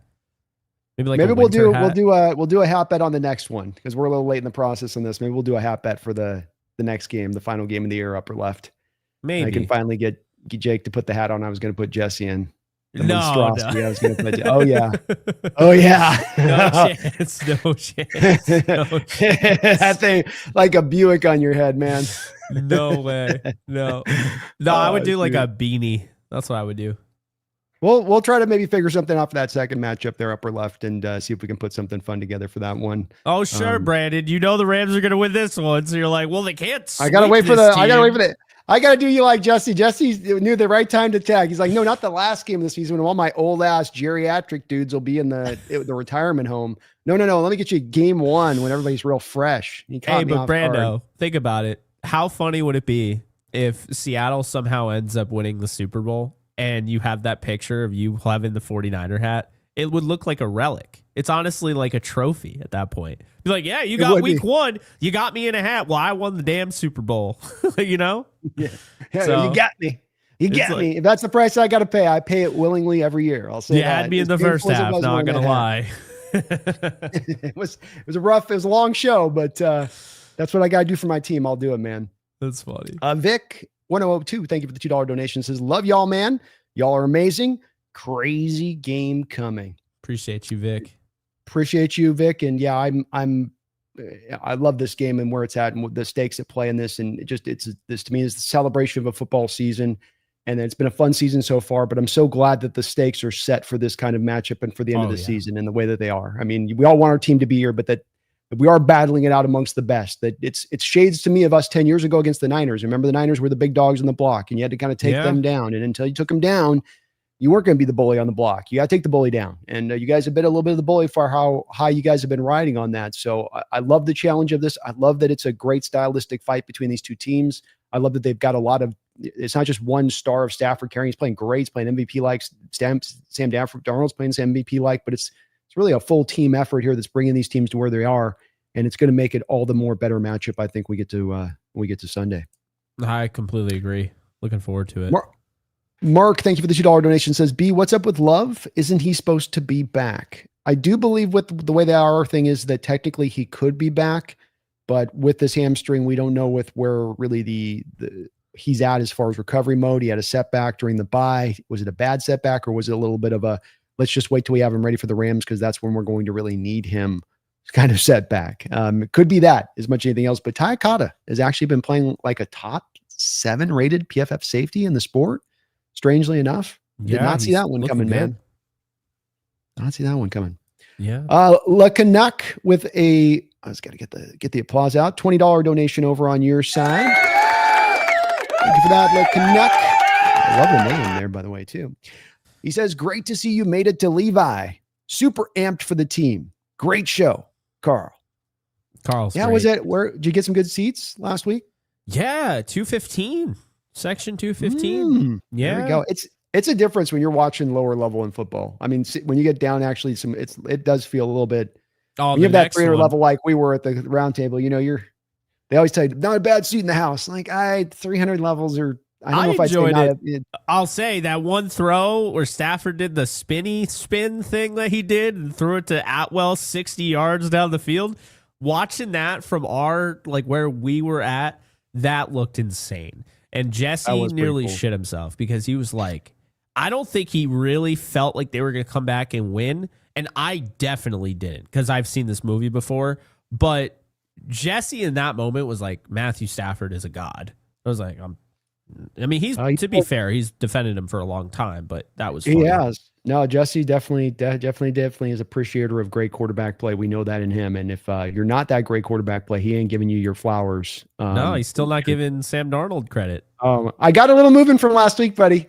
I got him to go an inch because he has been dug in and just like I got him just a little bit last week. So we're starting to finally bridge the gap with him. But boy, he's been stubborn on that one. I mean, think about it. If you're a 49er fan and you saw what Sam Darnold did last year, by the way, to the 49ers. Yeah. Sam Darnold did last year and then what he's doing this year. And you're looking at Brock Purdy, who they're like clearly soft benching after they spent $50 million on him. I'd be crashing out. That's why people have been in my chat like, Coach Jesse. So I'm like, you guys can understand. I think there's some complicated emotions at play there with Jesse watching this. It's not just as much of he's a hater of Darnold, but like you say, there's some other factors that are kind of causing the wrinkling here just a little bit.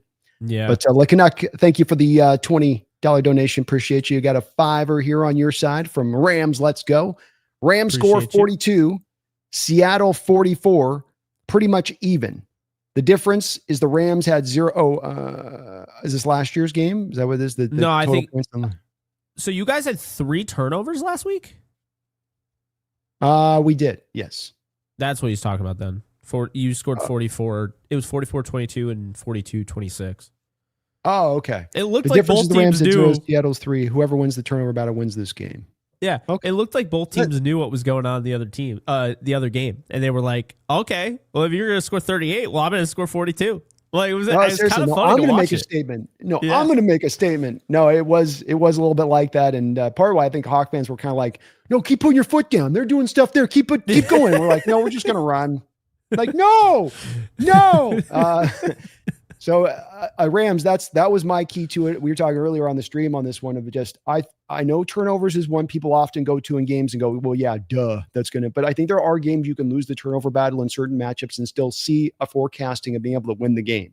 Yeah. This is one with as tight as it is and with as important, I think, as just that battle will be between the two of them. If you can win it, I think that is a big harbinger to who's going to take this game when it's all said and done. Well, and I think also, think about this. What are we actually assuming when you win the turnover battle? That you're taking advantage of the turnover. Not everybody does. Yeah. Both these teams are capable of doing it. But we also saw, I think it was against Houston, you guys did not take advantage of that one huge turnover. I forget what it was. I might be getting it confused. It might be Houston I was talking about that didn't take advantage. But either way, the point being is that if you don't take advantage of an interception, all it really is, oh yeah, we moved him out of that field position. We put him in another field position. You know what I mean? Like, so that's kind of what that really becomes. But really, I say it all the time. You got to score 100% off a turnover. And the way the NFL is today, you really got to score a touchdown because a field goal just doesn't really feel like a win for you. It feels like a loss. No. Feels like a win for the defense. It's a momentum thing as much as anything else. Yeah, shorter field, and now we just held you to a field goal. We were expecting to give up a touchdown.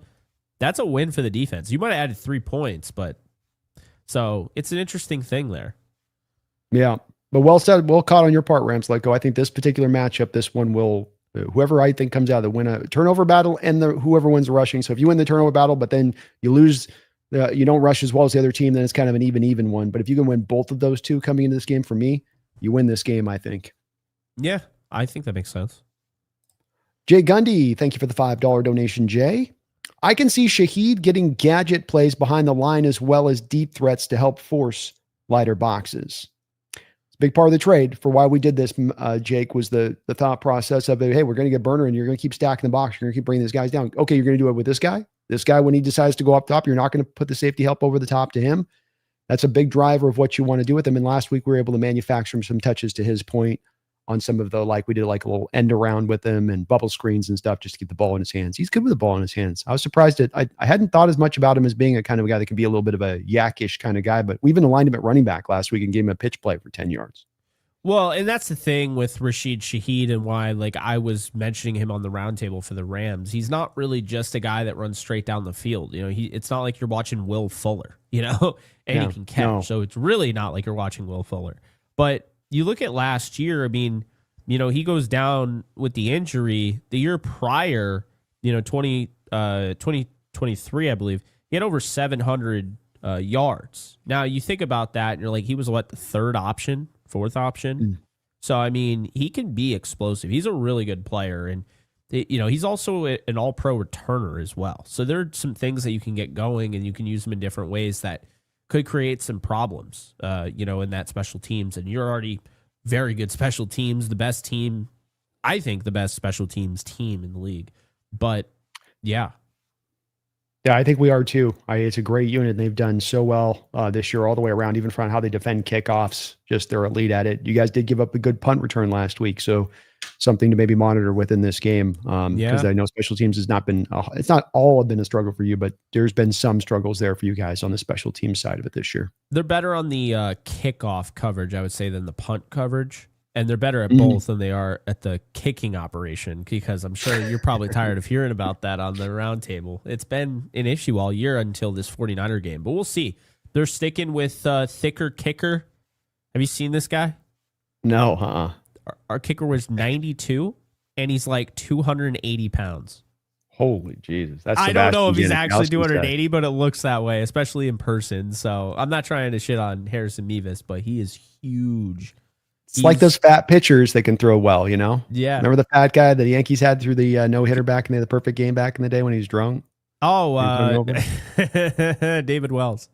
David Wells. Yeah. It's just use the power of the gut, man. That's, Bartolo Colon, Wild dude. 245 pounds, so not even close to 280, but you get the point.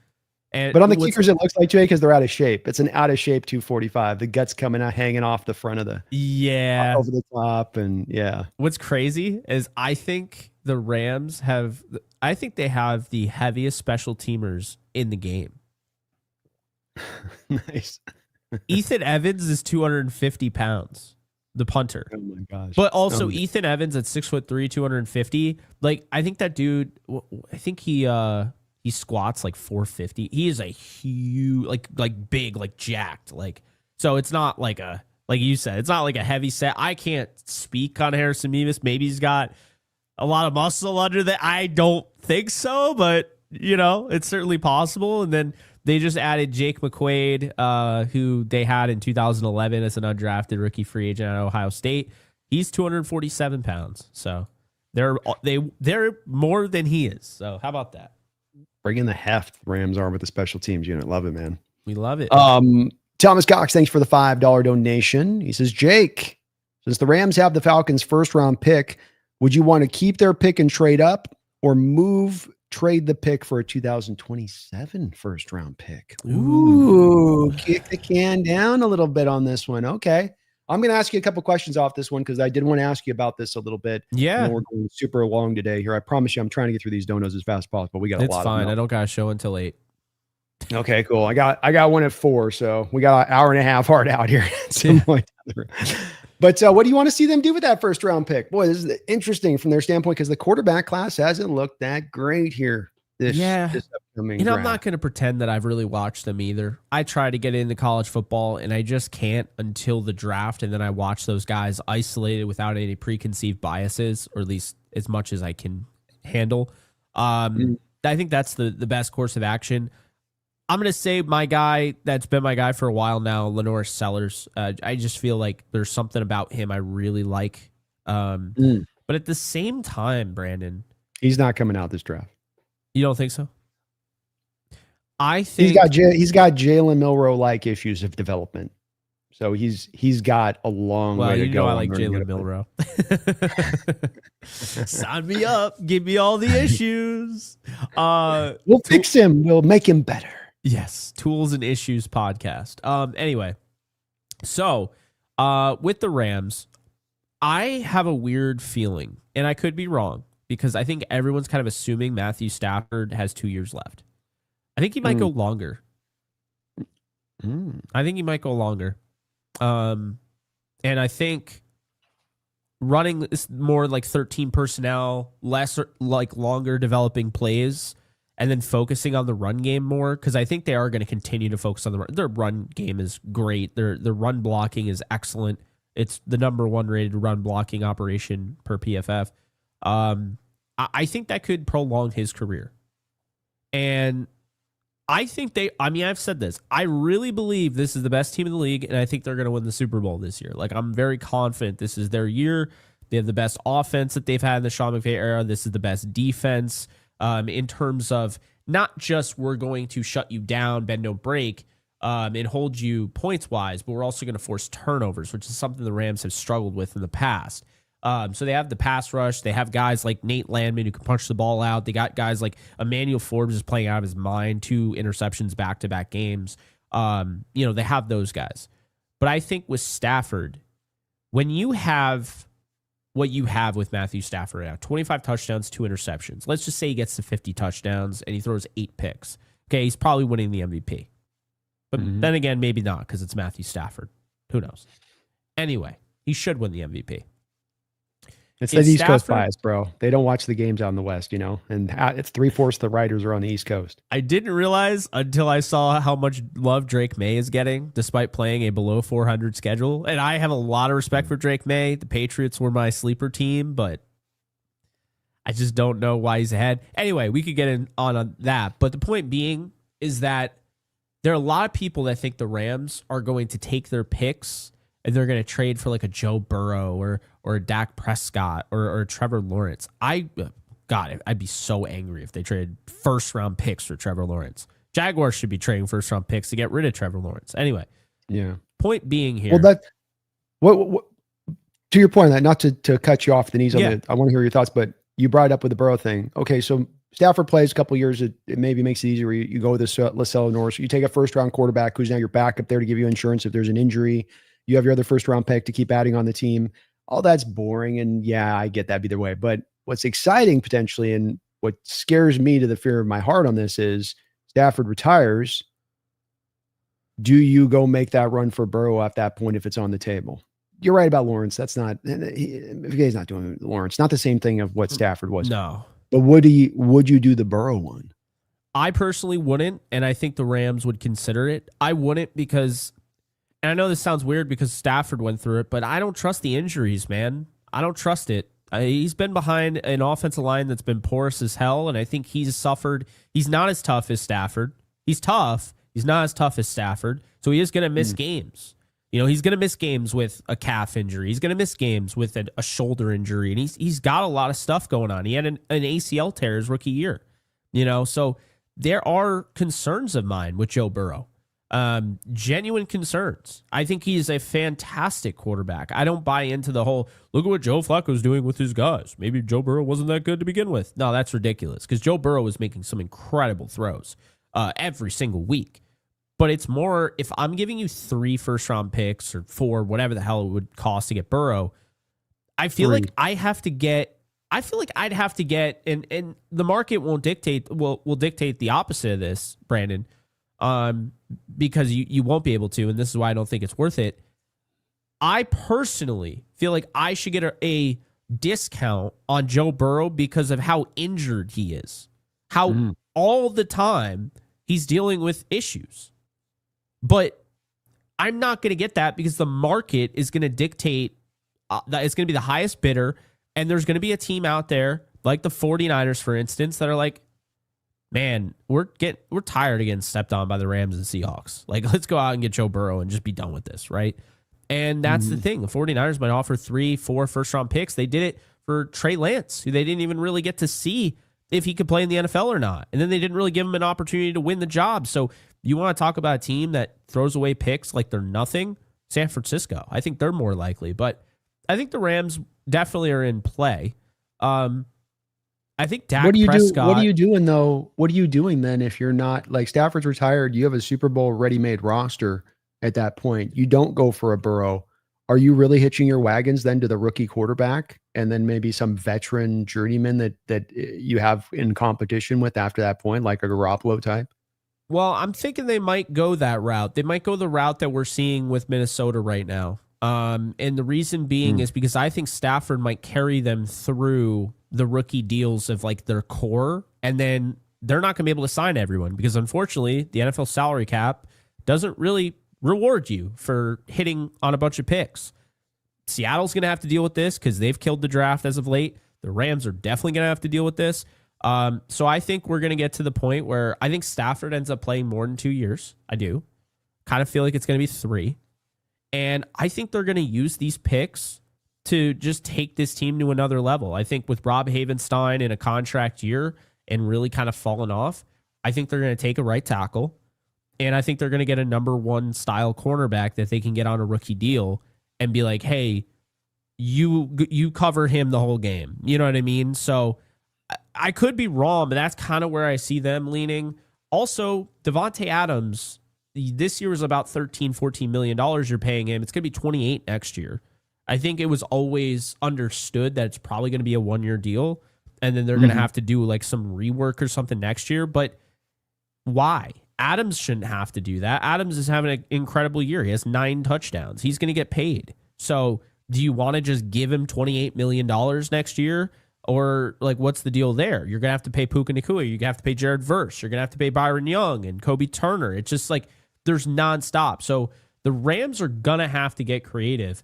And if Stafford sticks around, it does, in a sense, help them with that creativity, but it also could hurt them. So this is what I would say. Don't be surprised if the Rams try to, do what the Vikings are currently doing. The Vikings have an interesting little thing that they're doing. I don't think a lot of people caught on to it. The Vikings are taking advantage of the rookie quarterback contract. Now, they might not win a Super Bowl with him this year, but you can see the Vikings are not far away from being a problem. That defense is still stout. They're in all of their games, right? The offensive line got just absolutely mauled by injuries. If they didn't, Aaron Jones is running the ball well. You still have Justin Jefferson. You have Jordan Addison, right? You have TJ Hawkinson. You have weapons. And like that was like kind of my thing is that what if the Rams don't have a choice? And instead of making the decision between, man, do we keep Byron Young? Do we keep Quentin Lake? Like, whatever, right? Instead of having to make that decision, they say, we're going to keep both and we're going to go with a rookie quarterback. And we're going to get a veteran like Jimmy Garoppolo who knows our offense. I wouldn't be surprised if they did something like that to try to kind of mend the fences in a little bit. And now you're able to re-sign two guys instead of only one guy for the time being. Take advantage of that rookie quarterback contract and maybe make it a little bit easier. And if you have to be more of a defensive-minded team and you can really rely on the fact, okay, Sean McVay is going to take it up a notch, as far as, the offense and the way he calls plays. If you're Sean McVay, you have to feel like you can get the most out of anything on offense, the way you know the game. That might be the direction they go in. I'm not entirely sure, but me personally, I would not give 3 first-round picks for Joe Burrow with all the injury concerns I have currently with him. I think that's completely fair. I do think that with the Vikings right now, I think that they would tell you that this is not only that this is not necessarily been a success of us taking this approach, that if we had a retrospect to go back and make this change, we would have gone with Sam. And if we had a retrospect to not go with Sam, we would have gone with Daniel Jones. And I don't agree necessarily with what they're doing. I'm just saying I can see them doing something similar to that. I could too. I wonder if when they look at the sport right now where it's at with McVay and being so smart about where things are at, and if you're talking 10 years ago with rookie quarterbacks coming in and having that impact and saving you that money and being able to hit the ground running because you could put the spread concepts into place to allow them to hit the ground running, i.e. like Robert Griffin having basically the Baylor offense. They threw out the Shanahan offense. They put the Baylor offense in Washington, and that's how you got him to cook that first year. And then all these teams took that blueprint going forward. Yeah. That's not been as much of a success recently. These young quarterbacks aren't able to lean on that. We're talking today about going to 12 and 13 personnel, under center, play action, turn your back to the thing. I think you very well could find yourself in a position of going with that young quarterback at that point and finding that that's the limiting factor that ends up holding you back with a Super Bowl made roster ready to go. And we've seen a lot of teams recently with Super Bowl made rosters held back by that lack of that quarterback position. So that'd be just the one little predicament that I would wonder about if you took that approach with it. Allows you to sign the guys, but McCarthy very well is the thing that holds them back as a main mitigating factor this year to even getting to the playoffs, much less making noise. I agree. I'm not very high on McCarthy, but the way I just see it more as like kind of like the principle of taking a rookie quarterback. I get it. No, it has worked. Look, we 10 years ago got to a Super Bowl back-to-back on the back of the strat. So it has worked. I just wonder if that evolution of the sport and where things are at right now versus where they were like 7-8 years ago, if there hasn't maybe been there's a bit of a gulf between these two now a little bit. I think they're in a tough position because of those stupid contracts that like Micah Parsons and Myles Garrett signed. And now we have to pay pass rushers $50 million. We're going to have to pay a wide receiver $50 million because Jamar Chase's contract. Yeah. If you're the Rams, you can't just not pay Puka Nacua. You can't just not pay Jared Verse, And then this is the issue. This is the fundamental issue with the NFL and why I still say if you draft well, it doesn't matter at the end of the day. It does, but it doesn't. It's short-lived because your compensatory pick at most is going to be a third rounder. If you lose Jared Verse, say you don't sign him, you're getting a third round compensatory pick. People would say, well, you could just use a franchise tag. Yeah, you can. And then guess what? Now you don't have that franchise tag for other players. You can't just franchise tag everybody. You can only franchise tag one. And then in addition to that, Jared Verse will not want to play on the franchise tag. Right. So that's not going to bail you out of anything It's a Band-Aid, and it's an outdated Band-Aid because the only guys that are going to play on a franchise tag know that they're one-year wonders. That's the thing. They know that last year was maybe a little bit of a fluke. They know deep down. It hurts to admit, but they know. Like a Trumaine Johnson. Really liked him with the St. Louis Rams. Came over to L.A. with them. They let Janoris Jenkins walk. They tagged Trumaine twice. Trumaine Johnson had some really good seasons, but we all knew Trumaine Johnson wasn't Darrelle Revis. We all knew Trumaine Johnson wasn't Patrick Peterson. He wasn't one of the Richard Shermans of the world. So that's why he signed that. That's why there wasn't an argument. There wasn't a fight. It just happened. Yeah, I'll sign 1 year. At the time, it was like $15 million. Yeah, of course you will. But if you truly believed you were a Sauce Gardner, you believed you were one of these top corners in the league, Patrick Surtain, you're not signing that. You want security, and you feel like you've earned it. Not only that, you're going to want to be the highest paid player. So it's just going to make it really tough, and I feel like Sean McVay, he has to feel good in some cases. Like I could take like a Ty Simpson and maybe turn him into something, But I'm not saying that that's who they would draft. I'm saying that, say Stafford gives you 3 years, right? Like if you get a guy that can run your offense and you know what you're looking for. You've been around Stafford since 2021. You were with Goff from 2017 to 2020. McVay knows what he's looking for now. Then you find the guy who you know he's going to fit your offense. He's going to do the things he needs to do, and you move on with that. But yeah, I just think the Joe Burrow thing, I mean, pedal, turf toe, grade 3, wrist ligament damage. He missed 7 games, missed the remainder of the season. ACL tear, grade 3. He also tore his MCL as well as his PCL.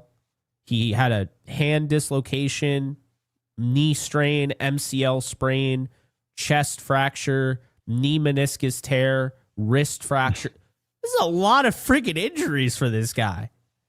It is. And I know Stafford is going through them too, but the ligament stuff freaks me out. Stafford doesn't have a ton of ligament damage on the level of, like, Burrow has way too much ligament damage to be 29 years old. He's gone through it, man. And I think you make good points as to what, could be holding us up. Stafford, why wouldn't you keep playing if you're playing at this level and literally having the best year of your career? Why retire at that point? I think it's very likely you just keep rolling it there. And you bring up the Niners as a possibility. I think that's an intriguing one as well, because they certainly could be in that position of like, F it, let's just get out and get this done. Especially because they cleared that dead money this year like they did with $100 million. So it sets them up cap-wise a little bit better into the future on that side of it. But it'll be fun this offseason to see how that goes. And this is why the West is the West, because we'll be one of these two teams. You guys will be in the mix. Whether you guys do it or not, you will be in the mix and talked about if he becomes available on the market or he pushes. Oh, yeah. Michael Bicknell, thank you for the $5 donation, Michael. It says, Hawks have the best roster to stop 3 tight end looks in the league. This game or second game will be like the Bills-Rams level of entertainment. Go Hawks. I'll take a Bills-Rams game last year, man. That'd be a lot of fun. Absolutely would. Yeah, and, that was not for the faint of heart, I can tell you that much. No, it's not. You're going to be on the edge of your seat with that, but boy, that'd be a hell of a game. All the more reason this should be a primetime matchup. We do have some good parts here to fit in. Nicky Manwari matching up against tight ends and being able to utilize him like a linebacker, being able to utilize him like you'd be in base, but you're a nickel. I mean, he gets alignments and snaps at times at literally the will linebacker position at times. So that does help you, I think, to Michael's point on sometimes being able to defend this versus other teams with their nickel. He'd be about 5'9", 185.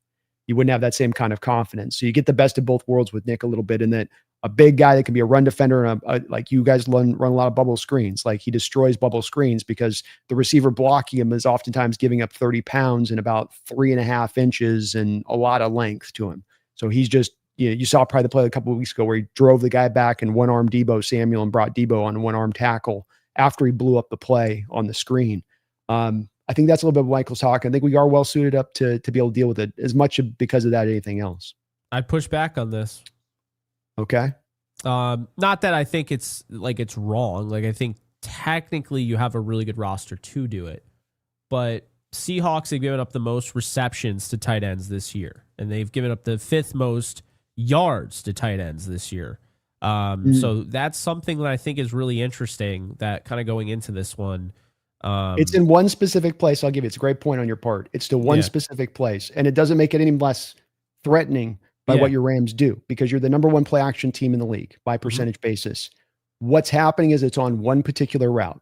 So it's on a route of play action, rolling to the left. The drag comes from the tight end and the quarterback's left. So he's rolling to the side he doesn't like to necessarily roll to, or that most quarterbacks don't roll to the left because it's harder for them to make those throws. And what's happening is the drag route to the tight end with his Hawks defense is leaving that guy just open schematically for some reason. So the Texans ran like 4 times this route. Cardinals did it a couple times last week. He's literally wide open and then just runs up the field for like 20 yards where there's like nobody near him. Now that you mention it, I'm thinking back to Dalton Schultz now, because he had no yards in the game, and then all of a sudden he just kept ripping off like first down conversions. And it's not him beating our guys. It's just this. It is literally that drag comes from you're at the strong side, drag comes back to weak side, quarterback rolls it to the weak side, and then he's just wide open in space, and it's a blown. It's literally just I think it's a schematic hole within the defense, and that's just being attacked. But it's a valid point on your part, in that's something where you can get after, especially because you naturally are already built within how you run your offense to take advantage of that stuff. You got the tight ends, you got the play action. How we defend that will be pretty big in this game. Yeah. But at least man on man is a matchup wise. If he's covering like an Emanwari's matched up against a Parkinson, like that's not an advantage for Parkinson in coverage.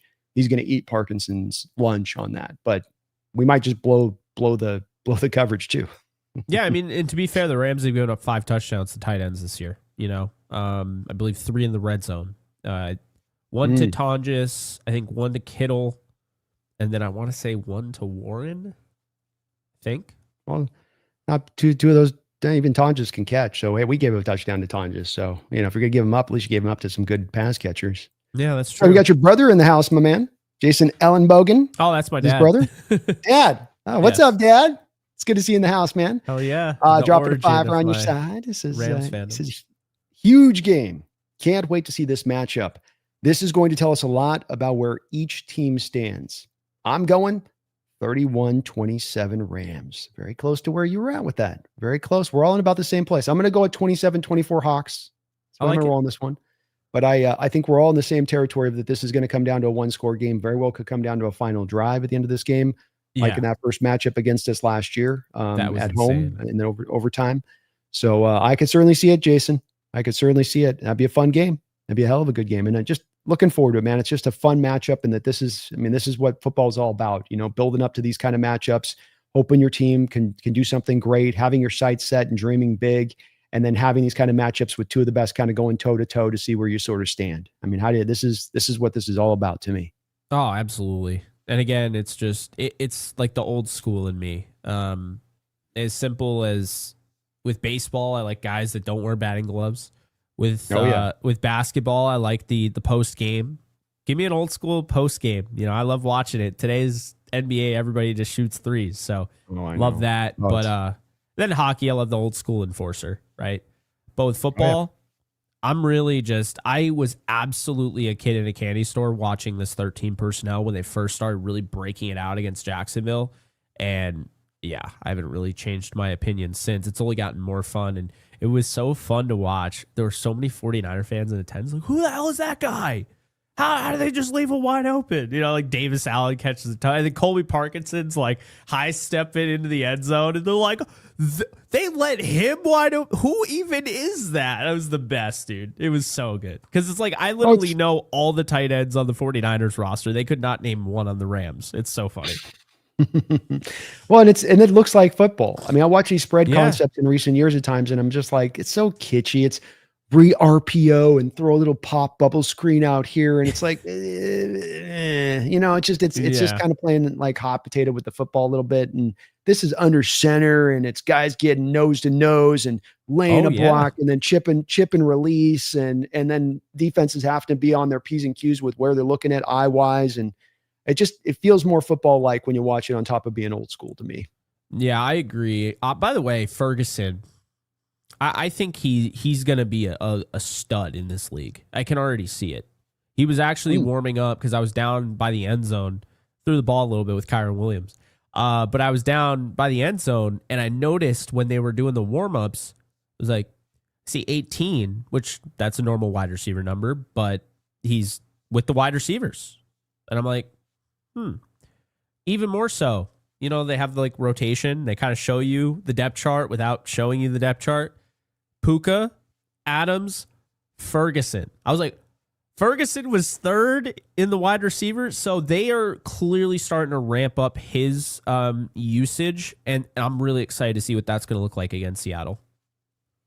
You get the 12, 13 personnel and you got base defense. You really have a likelihood of being able to drive a matchup with a guy like that, a move tight end type that then is on a linebacker. And that's such a supremely huge mismatch then for a guy like that. And that's what drives that pick. It drove the Arroyo pick for us. And that this is where teams are looking at these with this projection status of we're going to go more to base. Defense going to go more to base. We're going to isolate that matchup with the linebacker versus that nickel slot cornerback that it used to be 3 or 4 years ago in the same kind of personnel alignment setup where, the nickel corner can kind of roll with that tight end. But then did you have the blocking in that tight end to then take advantage of the run game back then? You know, that was kind of the tit for tat with that a little bit. But he's nice. He's good. Both those guys, upside guys, and how they were drafted. And you can't look at what they do this first year. I think I saw with Ferguson, he might end up with 13, 14, 15 catches on the year. Arroyo might end up with like 20, but it's again, they're on a pretty stacked roster. It's a balanced roster with a lot of running the ball. There's not a heavy amount of targets to be had. You just can't take that as a bottom line representation about the success or not on that pick, because these were picks for the long term as much as they were picks for 2025. Completely agree. And I think people also forget grading draft picks. Like, I get you have to do it. I still had to do it, but they're not just drafting guys for here and now. And everybody has different, like if you're the Browns, if you're drafting guys like to win Super Bowls, you're not winning a Super Bowl. You should never be looking at anything other than getting the best guys that you think are the best guys. That's all you should be. But the Rams, the Seahawks, you have a little bit of an interest there where it's like, I want a guy that helps me now, but my roster's good enough to justify. I'll take the guy that's a little raw because I can afford to. Whereas other teams are like, I don't have a tight end, you know? So there you go. There you go. I think it's be interesting to watch both these guys long term and see if they can tap in that upside. Because if you have a difference maker at that tight end position here moving in the future, I think it's going to be a pretty nice little feather in your cap, your offense, because you'll be at the forefront of where you want to be at in the game right now with those kind of players, I think. They both took the top off the defense and had a explosive touchdown over the top. So, yeah, they both do similar things. It'll be interesting. Big players, big play tight ends. On top of being really talented, these are big play guys that'll get chunks down the field when they do make their receptions, both right now. Both very dangerous and hard covers. Yeah. Feed Me, thank you for the $2 donation. He says, like when they take off interception of Pat M game graphic. Pat McAfee? Pat McAfee, like when they take off an interception of a Pat McAfee game graphic. I'm not sure what he means on that one. Not sure on that one. Sorry, Feed Me. Thanks for the donation. Not too sure. Appreciate you. Probably reference back to something we were talking about a little bit earlier ago. Ricky Ricardo, thank you for the $5. Appreciate it, Ricky. Keys to a Hawks win will be being able to pressure Stafford. Yeah. If you could get to if you can sack Stafford, the game changes because they haven't really dealt with that this year. I think it's definitely a key on it, Ricky. I think the hard part about this is that more than it being just where you just get your guys up there, generate your pressure. If he's going to throw the ball as quickly as he is, if it's going to work off of play action so very much, you may not get as many opportunities with him holding the ball long enough to get the pressure there. And the thing about the Hawks pressure this year is it's been good and we've been generating consistent pressure. Our pressure does tend to be a little bit on the slightly longer developing side rather than like that. I.e. a little bit like we talk about Jared Verse. We do the same thing with the out in the wide, and then it's going to bump, and then he's got to, Derek Hall. This is all Derek Hall does. He just lines off the edge and just mollywops the tackle and tries to walk him into the backfield. So that takes some time. And Stafford's a guy that does get the ball out of his hands quick, and that the passing attack is going to be pretty quick for the most part with what they do. But if you can create pressure, Ricky, to your point, if you create pressure on Stafford, you definitely, are going to help yourself out tremendously in this game to getting far down the line towards a win at that point. Even whether you get the sacks or not, just to even just get him under pressure a lot would be a big helping hand. Yeah, no, I tend to agree with that. I mean, it's not like a rookie back there where he's going to just pick you apart with no pressure, but then you pressure him and he's going to fold like a lawn chair. Stafford doesn't do that, but human being, right? Anything you can do to try and disrupt. It's like, yeah, we know that hand getting in there at the last second probably isn't going to affect Steph Curry's 3-point shot, but you got to at least do it. You're just not going to just Well, if you leave him wide open, it's nothing but splash, right? If you leave him wide open, he's just going to take you apart. So you're right. It's no guarantee the other side of it, but if you don't do it, it's a death knell for your team because he will kill you on the day. Like he did this last week against the Niners. They couldn't generate any pressure. He's dropping back in his back foot, getting more comfortable throughout the whole game and throwing it wherever he wanted to throw the football. He's kind of just picked his spot. It's true. Thank you though, Ricky. Appreciate you for that. Mumbles, we got a couple donations from Mumbles here. Thanks for the $10 donation, Mumbles. I'm not confident in Eagles offense. I think the Bears can win if their defense gets healthier. Like, oh, hell no. But I'd give them a chance, but yeesh. No margins to win against the Eagles.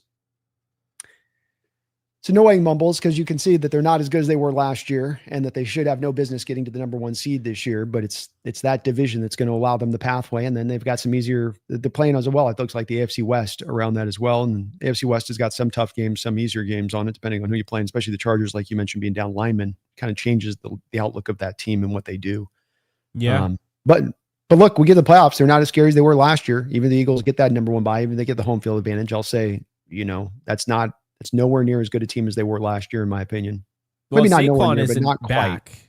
Like if he doesn't just magically come back to where he was, he's only got one game over 100 yards this year rushing. Oh, Saquon. Yeah. It's not been there for him, huh? I mean, I know I had him in fantasy, so I'm really feeling it. But he's not been the same out there. Oh, it's bro. I lost by 1 point yesterday, bro. 1 point. Oh my God. And that's awful. And I had Burrow as my quarterback, had to trade for Stroud. Both of those guys are knocked out. I'm down to like Jacoby Brissett and freaking Mac Jones. I'm trying to I'm just, oh my God, it's been a brutal. Every year it happens to me on fantasy though. I just get destroyed. I can't do it. Yeah, that's why I don't like Christian McCaffrey, because I took him, I think 4 years. All 4 years he got hurt. Then I stopped taking him when we went to the Niners, and he never got hurt. So I was like, of course. I'm sure they're drinking the fountain of youth, even though it's not anywhere else in the organization. But Christian McCaffrey is indestructible. Somehow not this saying was I on wanted pace to get for hurt. 500 touches. I would just have preferred him to never get hurt on the, Carolina Panthers to begin with. But no, I mean, Barkley has a 100-yard game against the Giants. Anyone can run against. They make Christian McCaffrey look like Christian McCaffrey against the Giants. Yeah, they did. So I mean, the Giants defense, it's weird because they got guys that should be able to stop the run, but they're like a sneaky defense where they can make like opportunistic turnovers and they can get the pass rush because obviously they have enough guys there, Thibodeau and Brian Burns and I still think the guy that they added, Abdul Carter, he is not going to pan out in this league.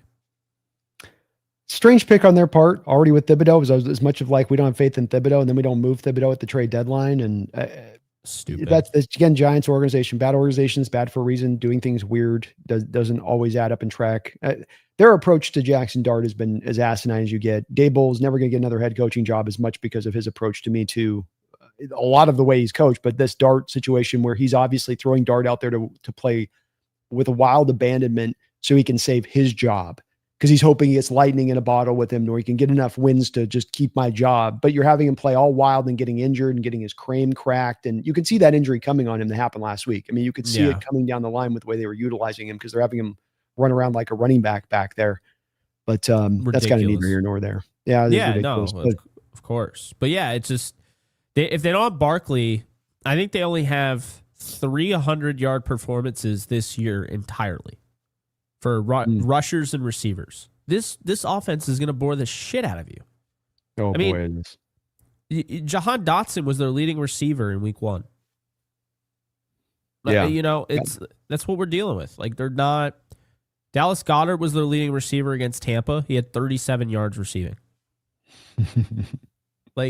Yeah, and Hurts isn't just awful watching him play the quarterback position sometimes, dude. He's very smart and he doesn't hurt himself. He like refuses to make the self-inflicted error, but He plays so safe and so with little like I almost know. training wheels on as he plays the game. It's just That's like how the media treats him. Like, I've always liked Jalen Hurts. I believed he was going to succeed at this level.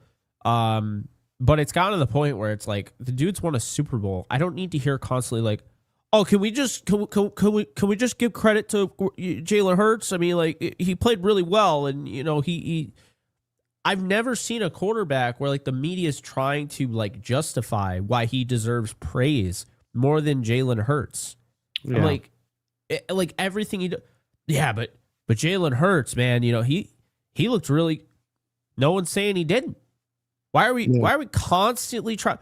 But Jalen Hurts, I've never seen a quarterback who, anytime he does anything right, it's time for us to finally start giving him credit. Like, he gets more credit than Stafford. What are we talking about? Oh, they try to talk about like a top 5 quarterback. I don't know how you got to any point with Jalen Hurts. You say that guy's a top 5 quarterback. I think that there's a question of him being a top 10 quarterback. I think he was sensational in the Super Bowl that they lost. Yeah. That was one of the best games I've ever seen played by any quarterback. Agreed. And I hate that he lost that Super Bowl because he deserved that. But yeah, I don't think he's ever played a game that good since. And he got absolutely outplayed by Stafford in the freezing cold and the snow. And they'll just say, well, he got hurt. You don't think Stafford was hurt? Stafford was playing with broken ribs the rest of the whole season. Like, so it's always an excuse. It's always like, but Jalen Hurts, like, why? Why do we have to justify why he did? He's an NFL quarterback. He's won a Super Bowl. Can't we just leave it at that? Like, he's a good quarterback. He's good. No one's saying he isn't good. Why do we constantly have to be like, yeah, but I like I said, I like the guy, but there's nobody else in the league that I hear that about. I kind of used to hear it with Kyler Murray early on. I don't hear it anymore. Jordan Love every now and then, but Hurts, it's every week. It's like, oh, well, you just got to find a way.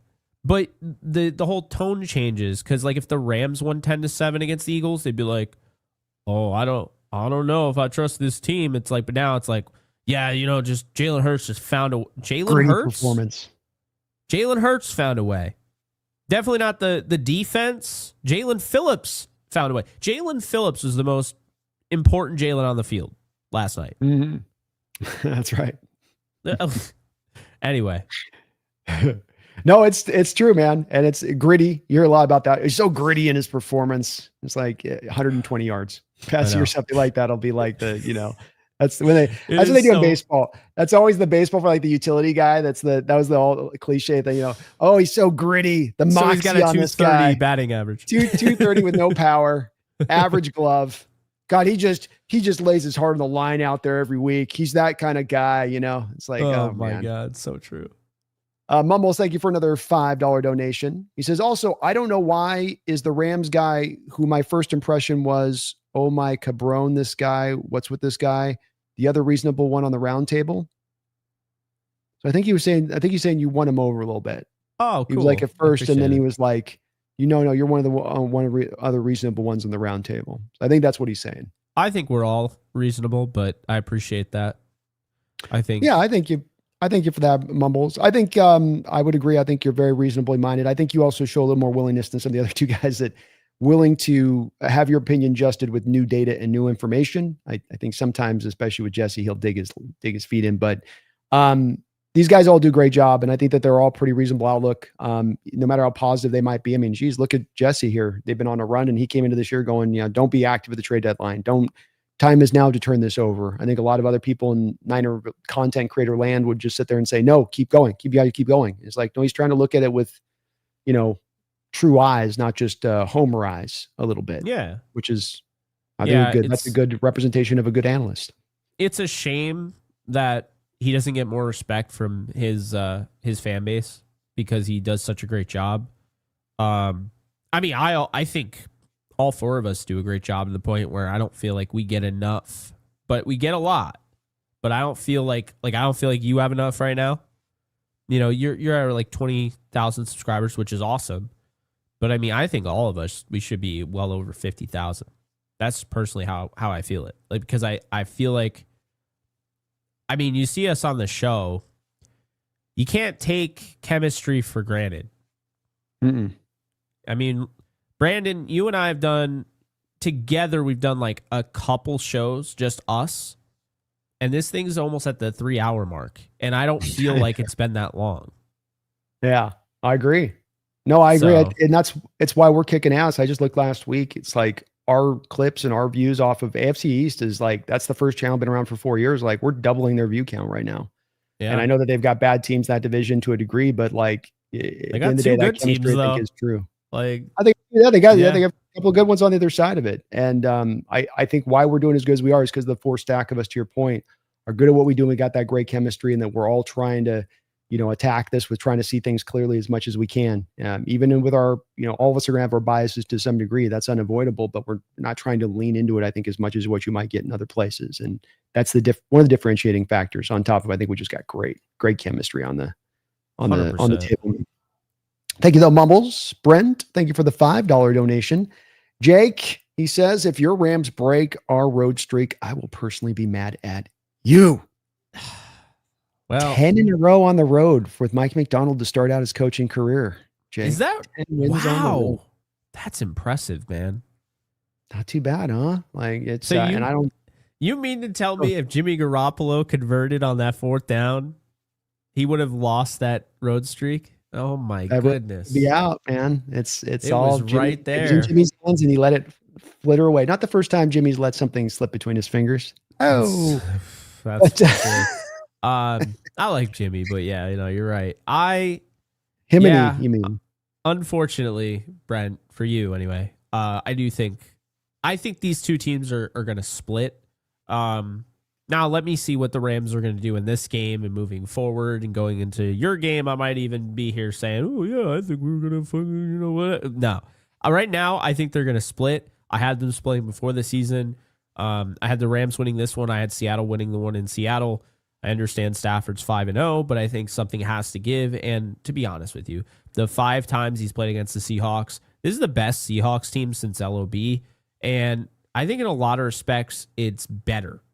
I know that sounds weird to say, but I just feel like they're so balanced and they have a quarterback, because I think people also kind of forget Russell Wilson had his moments in the playoffs. Like, I mean, he's still the same guy. What, 4 interceptions or 5 interceptions? The Brandon Bostic one?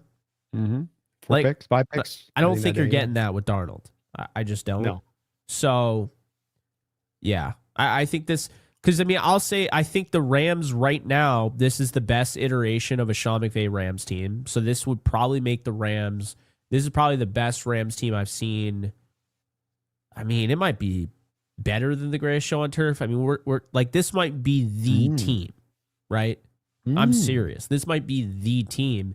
And I think Seattle, if it's up there better than the Legion of Boom, this might be their team. This might be the 2 best iterations of these franchises that we're seeing this Sunday. Do not take this game for granted for a second. But I do think the Rams break your road streak. I'm sorry. I think it's a real possibility all the way around. And when it comes to the break in the road streak, with this Rams game, and I am prognosticating a win, but at the end of the day, like it's on us at this point, like as far as to prove that we're ready to take you guys out, be it McVay's general ownership of the Seahawks since he's become head coach, Stafford's ownership of the Seahawks since he's come in there to that team, just all those in general, versus where you guys have been at recently in your playoff success and actually, doing better in the last couple of years on that. So, it is on us at this point to say, can we stand up with you guys? Not, oh, well, we just walk into this, everybody just takes for granted we can stand up with you guys. And I think you make a great point as well. We talk about the potentiality of these teams. That's what you're speaking to, the potentiality. What's the ceiling of my Rams team? What's the ceiling of my Seahawks team? And I think I tend to agree with you. I think that there's a ceiling here for a collective teams to be at the best that we have seen in our franchise history. Doesn't mean that they're going to reach it. It does mean there's still, to me, a ways to go for both these teams to get to that stage of where they're humming at that place. But both of them have in common, they've gotten better and better as the year gone along. They haven't felt like they played their best football so far early on in the part of the season, that it has been it's getting better. Oh, it's getting better. And this is why you're now seeing the Rams, as you said early in the year, we don't blow teams out. Now you're suddenly blowing teams out here over the past couple weeks at times, right? This is true. Bit but by I bit, did man. I didn't, go back on my pick. I did pick 31-19 Rams over the 49ers. And I guess that would have been considered a blowout. And at one point, it looked like it was going to be like 31-20. And then they're like, oh, no, Sean McVay's not taking the foot off the gas. I'm like, by all means, just keep doing you. You can see it coming.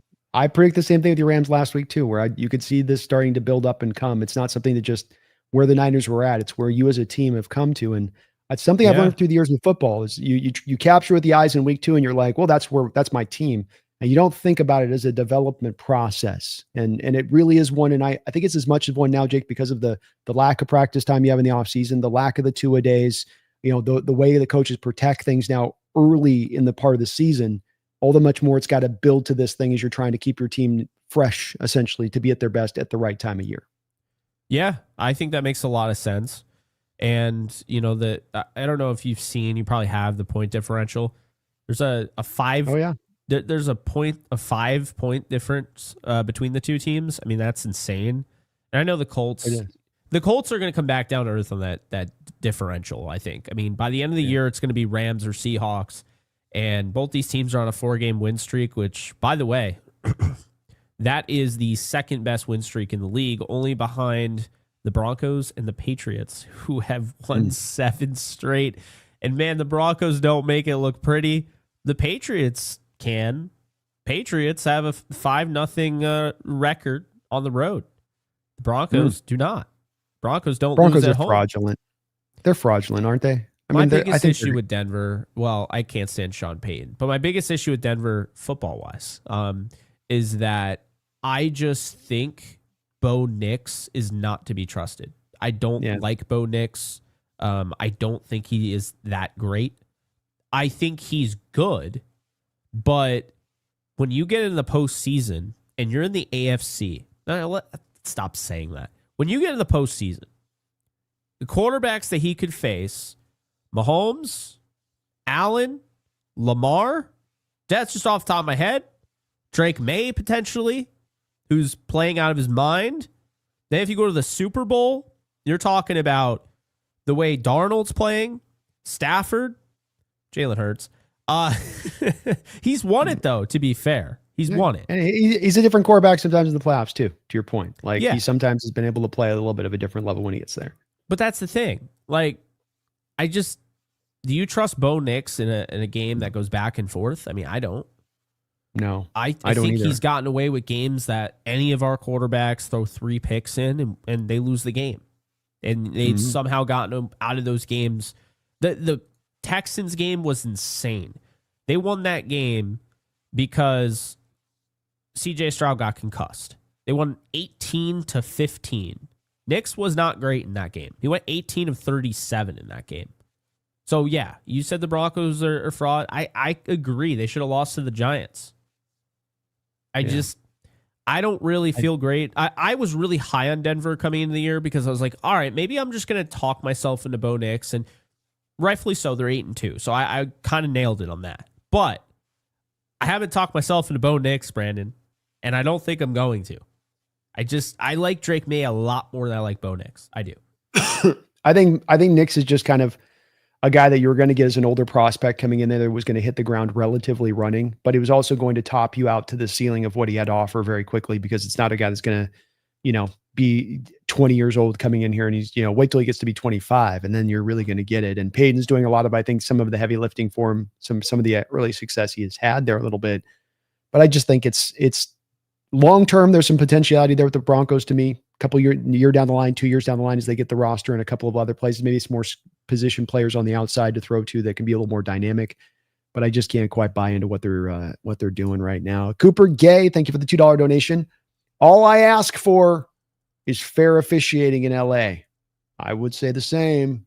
That's fair. I would say the same on this.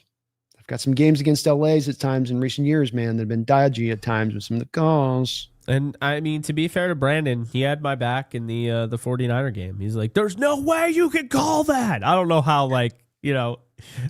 you were, because you were out of it, but you were in it, and I was seeing it clear. I was seeing it true. You saw it. You saw the way you looked over at me. You looked at me like I was a sobbing child. Like you're like, oh, Jake, I'm so sorry. Because what's his face? Dolak ripped the ball out on the kickoff. Oh, yeah. And somehow the 49ers got it because the Rams have been on the opposite end, the losing end, we'll call it, of what the hell is it called? Forward progress calls 6 times this year. I've never seen anything like it. It is insane.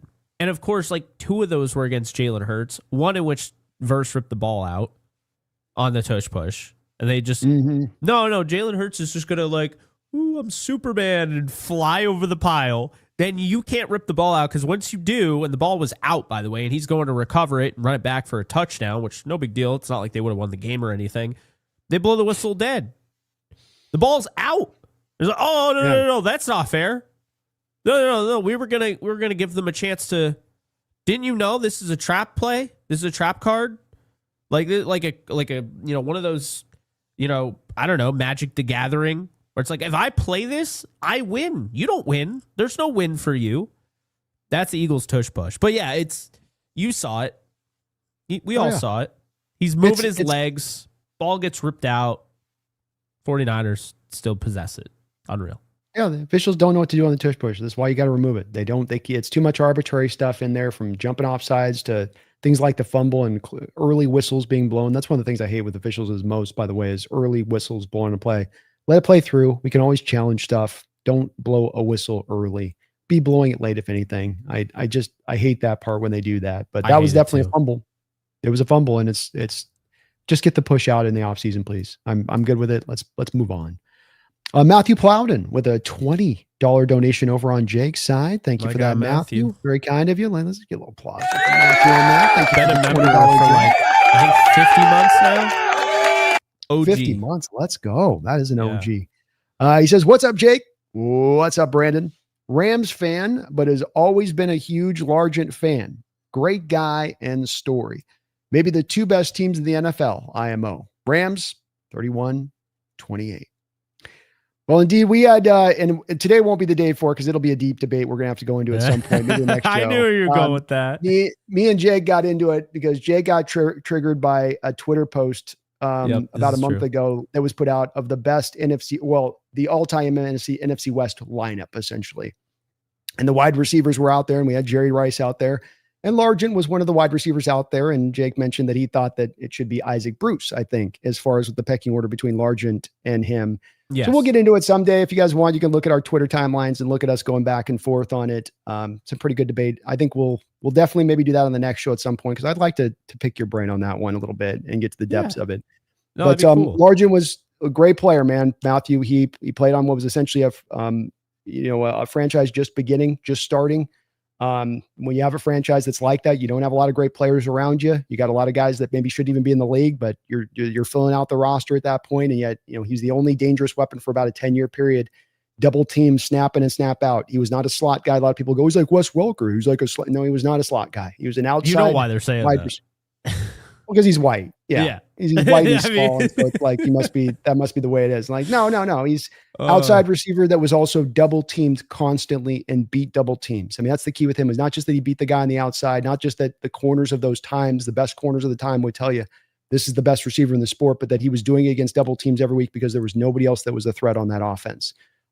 There's some other things too with this, like poor quarterback play, having guys like Zorn and Craig that were fine, but they weren't the best quarterbacks throwing him the rock. And he still produced, and he still had a hell of a career, and just a great. If you ever get a chance to, Jake, I never saw the situation with him of when he gets his jaw broke, where he goes across the middle. Go watch. It's one of the all-time great stories. I'm not doing this at Homer. It's there's been videos done on it. I do it on my channel, but there's been tons of them done. So he's against Denver, and the Denver safety comes over with the double team, does the old school move now where you can't do it anymore, takes the elbow, goes right across his jaw and fractures his jaw on the play completely. Hell? Even back then, it was a legal hit at the time. He got fined at the time, but it's now you might get executed on the field if you were to do that. You're not kidding. 3 weeks later, 3 or 4 weeks later, back in the Kingdom. Go check this out. Yeah. You got Largent back on the field because he's just a tough SOB. So he's out there jaw wired shut, right? Yes. And Craig throws an interception in the back of the end zone to Mike Harden, the guy that broke his jaw 3 weeks earlier. He's returning the interception. Largent gets him dead to the rights, hits him as hard as you will see any player gets hit. I mean, Largent just lit him up to where the guy's Superman backwards mode, hitting him that hard, like off of his feet like that, causes a fumble. He hits him so hard. Go watch it. It's one of the great, because you never get revenge on the NFL field, right? A guy does guy dirty. He never is able to go get him back for that dirtiness he did him. This is the one time in NFL history that you got to see it happen. And it was with a guy as large, who's already just this great player, but it's one of the more legendary stories in Hawk fan history, because he lit the guy up. I mean, just got him back great. It was so cool.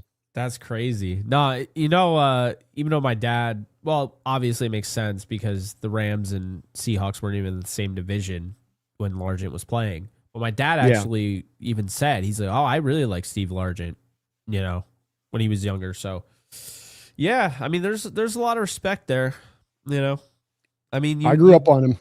Yeah, I mean, I have a lot of respect for him. I was trying to kind of explain that. I just think Isaac Bruce, probably one of the more underrated receivers, should have been first ballot.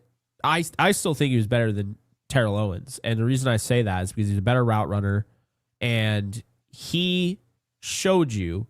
So Owens, there's so many times throughout his career where Owens had like nobody on the other side. And so we always look at that like, oh, well, he was going to get double teamed, right? Well, I also look at that like, look at how much opportunity he had. Because like Arnaz Battle was number 2 in San Francisco. So he's getting all those targets, And when you're that good, even getting doubled, you're still going to do your thing. And my argument to that is people would say, well, okay, so Isaac Bruce had Torrey Holt and Marshall Faulk, and it was easy for him. He's like, show me a time where he did it, by himself. And I'd say, well, I'll show you 2 times he did it by himself. 95, he had 1,781 yards his second year in the league, and he had over 1,300 yards his third year in the league. And his second year in the league, his quarterbacks were not Kurt Warner, right? His quarterback wasn't, anybody big. It was Chris Miller, Mark Rippon, and Dave Barr. Those are the guys that threw the football. That's it. So, people act like, whoa, you had Kurt Warner. People also forget how long that Greatest Show on Turf lasted. It wasn't very long. The next year, here are the quarterbacks: Steve Walsh, Tony Banks, and Jamie Martin. So he showed, and that was always my argument against Terrell Owens, is that he showed even without, another guy. I mean, he had Eddie Kennison, but Eddie Kennison was a bust. He had a good year. I think he had like 900 yards. But like Eddie Kennison wasn't, helping you out. But the absolute fantastic performance from Isaac Bruce in year 2. Mind you, when he had 1,700 yards, was not given anything for it. This is my argument as why Bruce is so underrated. Bruce didn't get an All-Pro. He didn't get a Pro Bowl. He had 1,781. He caught 119 passes, and he had 13 touchdowns. He was averaging 111 per game, and he did not make a Pro Bowl doing that. And he was doing that. Do you know who the second option was? Because if we're going to do that argument for Terrell Owens, then we might as well just try it with Bruce, right? Who was the second guy that was helping him? Troy Drayton, the tight end. Second wide receiver was Todd Kinchin, then Jesse Hester, then Alexander Wright and Johnny Bailey. I barely even know any of these guys. So Isaac Bruce, I feel like this season never gets talked about because the Rams were 7-9 in 95 with Rich Brooks as head coach. But this season tells me everything about who Isaac Bruce was. And I just feel like people don't realize that. And just the fact that like we're really talking about a season where a guy had almost 1,800 receiving yards, Brandon, and didn't even make the Pro Bowl. Like, what are we actually doing at that point? So, yeah. Well, that's where I think from my standpoint, that's where I think we're in a lot of agreements on Isaac down the line in a lot of places. Do I think he's a better player than Owens? Yeah, but a big part of that too with Owens with me on that is Owens as a dysfunctional factor in the locker room. And the fact that he blew a couple of different teams up beyond just what he did on the field. I'd say even on the field too, I'm okay with going that argument with it too. I think Isaac Bruce is a Hall of Famer. I think all these things. I think that when it does come to Largent, you talk about unappreciated nature and people don't, I think that is the case with Largent. I think the fact that Jerry Rice came right after him ended up kind of making the greatness of his career go away a little bit because we have a GOAT, a literal NFL GOAT, not just a wide receiver GOAT at that time. But a lot of people, when Rice retired, thought he was the best NFL player in NFL history. And that just sort of made Largent go to the wayside at that point and sort of toss away what he had really done. And I thought that was unfairly so for how dominant he was during his era. And that's just as much to me with it on the Largent side is that it wasn't just merely he was a good receiver. It was that he's an all-time receiver in what he's doing, because all these mitigating factors you talk about, lack of quarterback play, lack of a second option, playing on a bad team, playing on a run-centric team. If you took Largent in that same time period and put him with Joe Montana, and he's got Jonathan Taylor, and he's got a Roger Craig in the backfield, guess what? Largent's going to go get 15, 16, 17,000 yards too. Yeah. That's going to happen as well if he's put over there. So it's not just it is a part you got to take into account, the supporting factor that's there, what they had working in his favor, whether they were not just a run centric thing. And the point we were talking about online with this is it wasn't just that Seattle was a run centric team, or that it's that the NFL at that time was completely run centric, that they were not trying to throw the ball at all. And that left down your number of attempts and your number of targets were reduced down, which meant that whatever you did the most with, you had to maximize that to the ultimate. And Largent is an absolute representation on that of every level.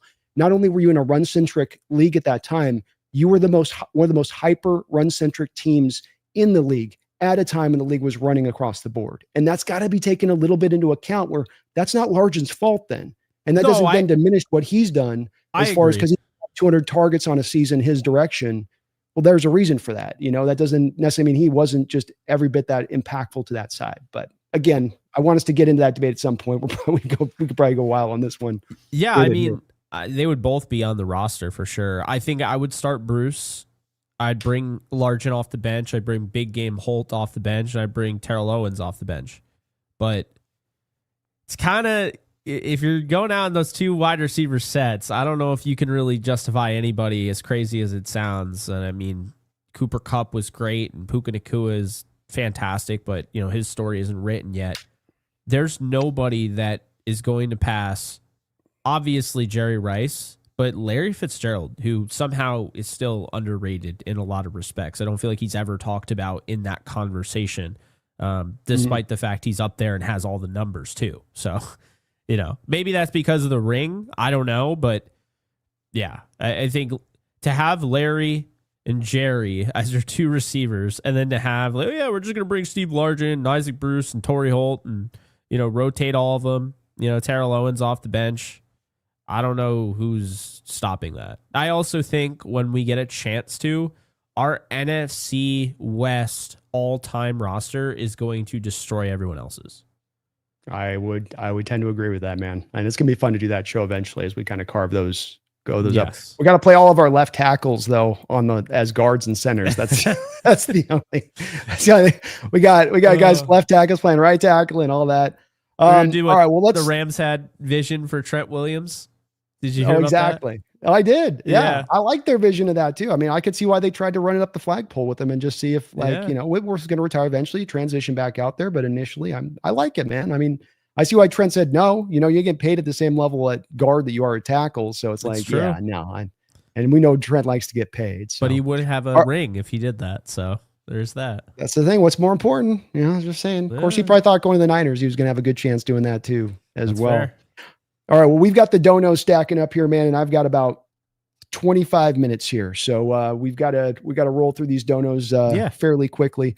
Mumbles, thank you for the $5. Appreciate you waiting on this. By the way, folks, we will get to these. Also feel bad for whatever two divisions that are on the NFC West schedule next year. It's going to be rough for them. Yeah, indeed. It ain't getting any easier next year on this. I mean, none of these teams are going to likely take any major step backwards, especially the Niners. They can have money back. Yeah. Or that's AFC West and what's the NFC? NFC East? I think it is. Ooh, I could go for some NFC East at this point, couldn't you? That's like some succulent. I think you're right. Chicken right there. Because I don't have anything on the East Coast for the NFC East. I think I saw it. Let's see. It is going to be a couple of games in person out on the East Coast next year. NFC East. Yep. Yeah. Cowboys, Giants. Yeah. Yep. West will be tough. Chargers will be better next year with their linemen back, and Raiders, you got to feel like got to be somehow better. They can't get worse, right? Chiefs will still be there, and looks Broncos like Rams, Lions again, because they have so it would be the NFC North Well, I guess it really depends. I mean, if the Rams win the division and the Lions win the division, then so it'll be Rams, Packers, or Rams, Lions, and for the Seahawks, it'll be Seahawks, Lions, or Seahawks, Packers. And then the AFC. Oh, we got the AFC East, so that's either going to be the Bills or Patriots. So there you go. So it's going to be a tougher schedule next year than this year's schedule. We got the benefits this year of a really easy. Next year will be a little bit tougher. Next one. Thank you, Mumbles. The South, which winner's going to play Tampa, and the second place is going to play somebody who's nowhere near Tampa.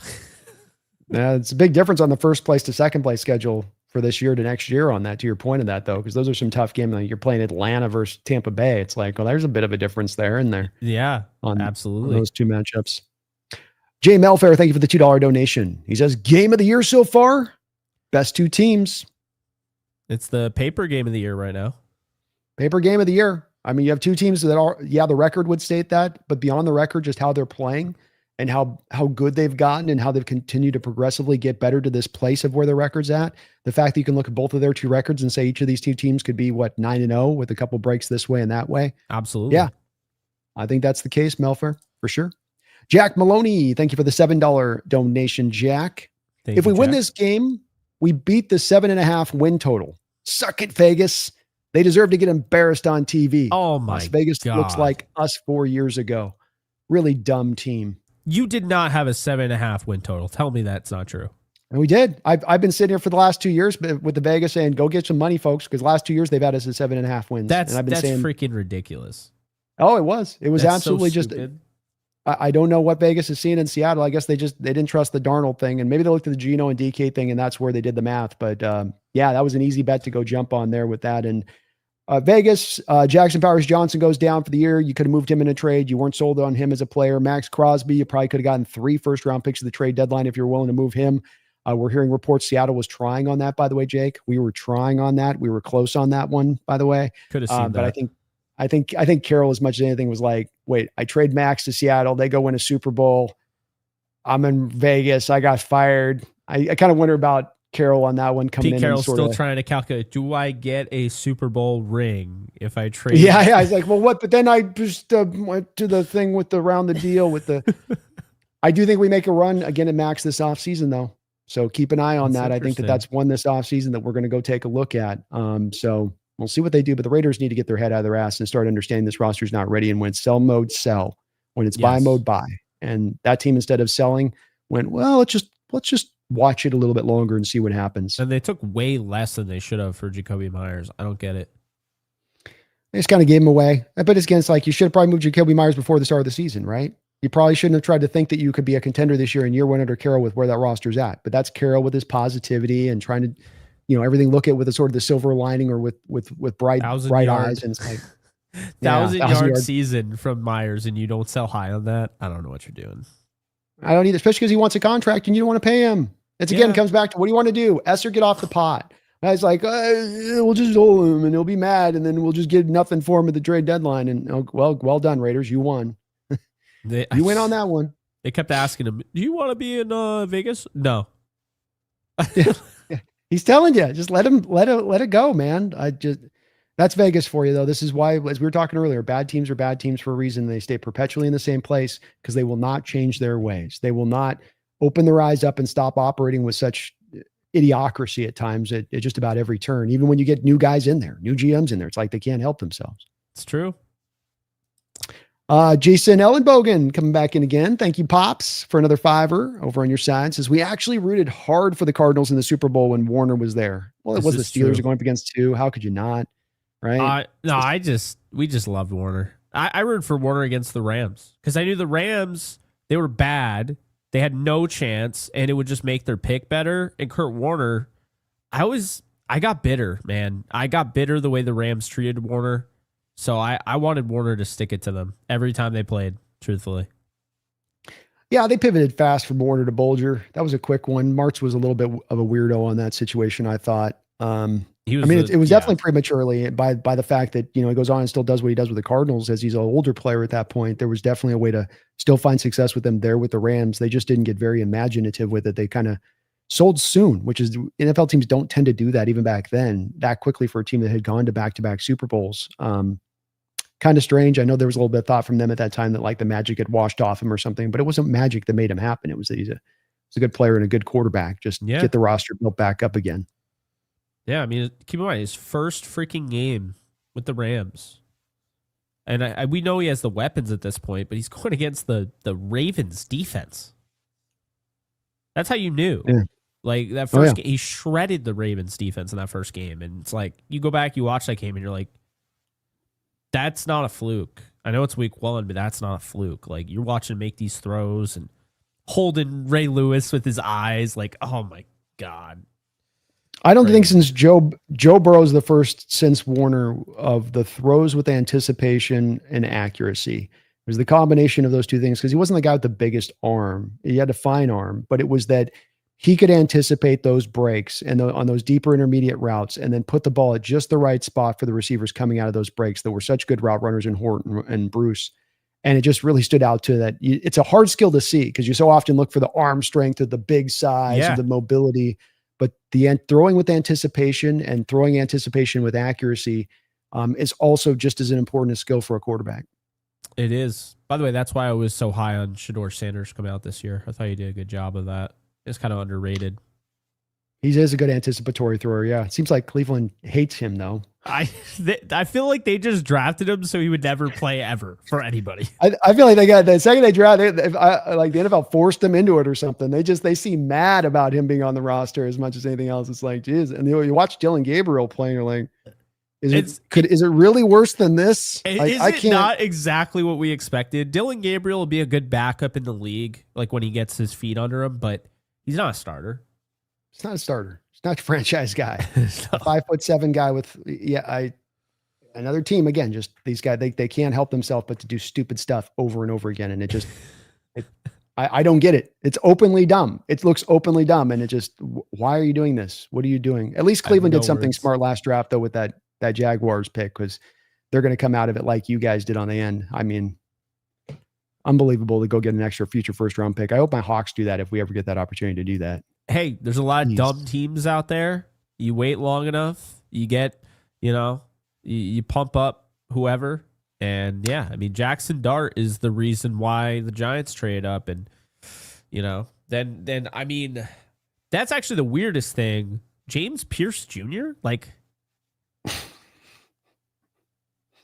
he had off the field issues, and so did Mike Green. I thought Mike Green was the better player, so I don't know what we're doing. Mike Green went in the second round, and I just don't produce immediately like that.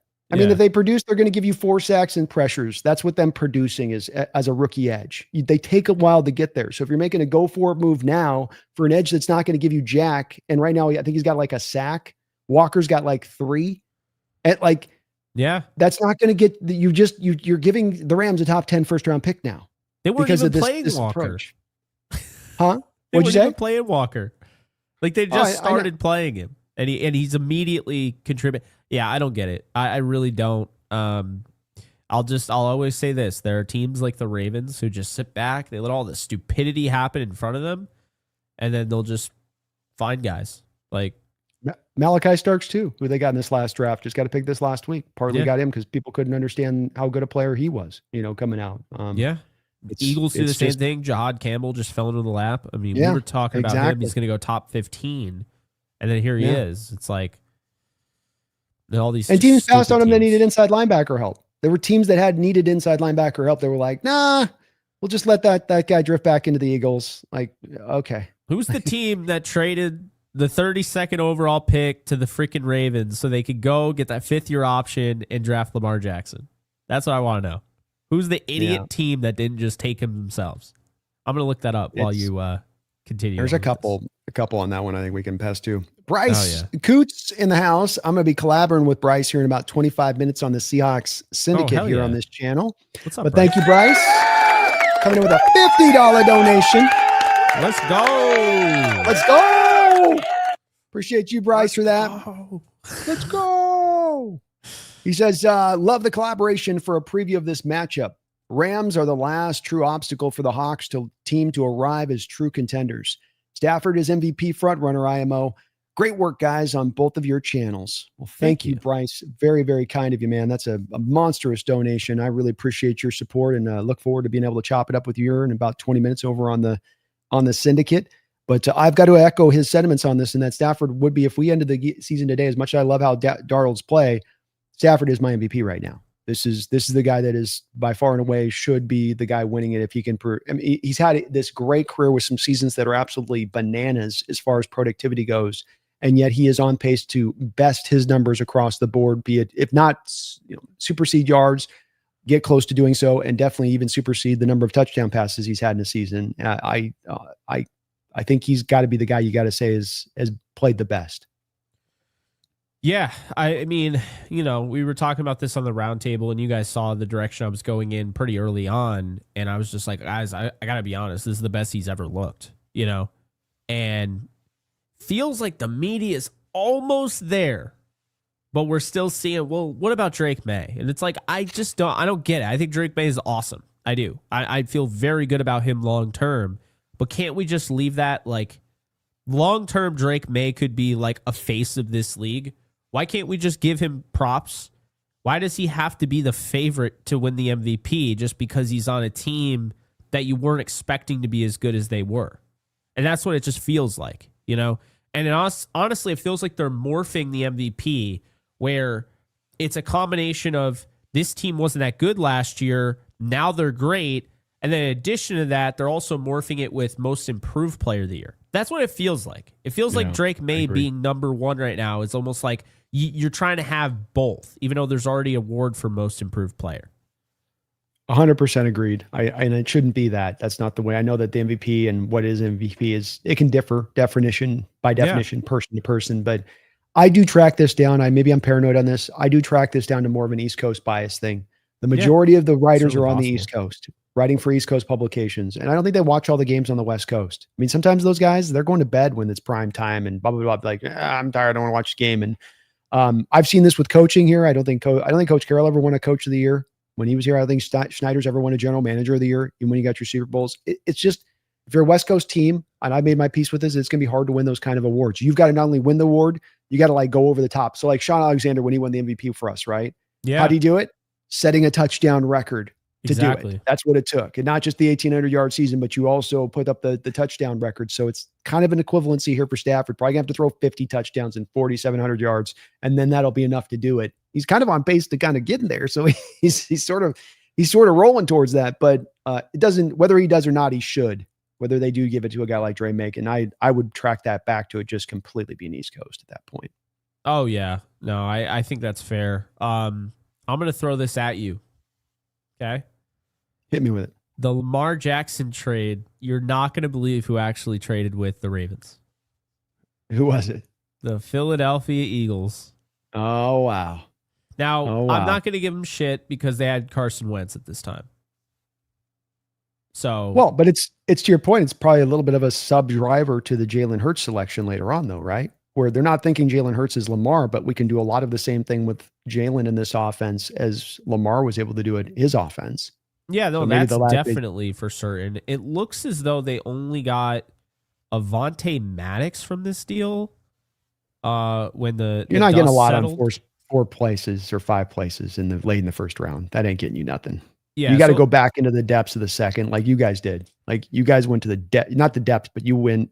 We lose our first round pick. We ain't picking now back to the second round. Like that's Dallas Goedert. Okay.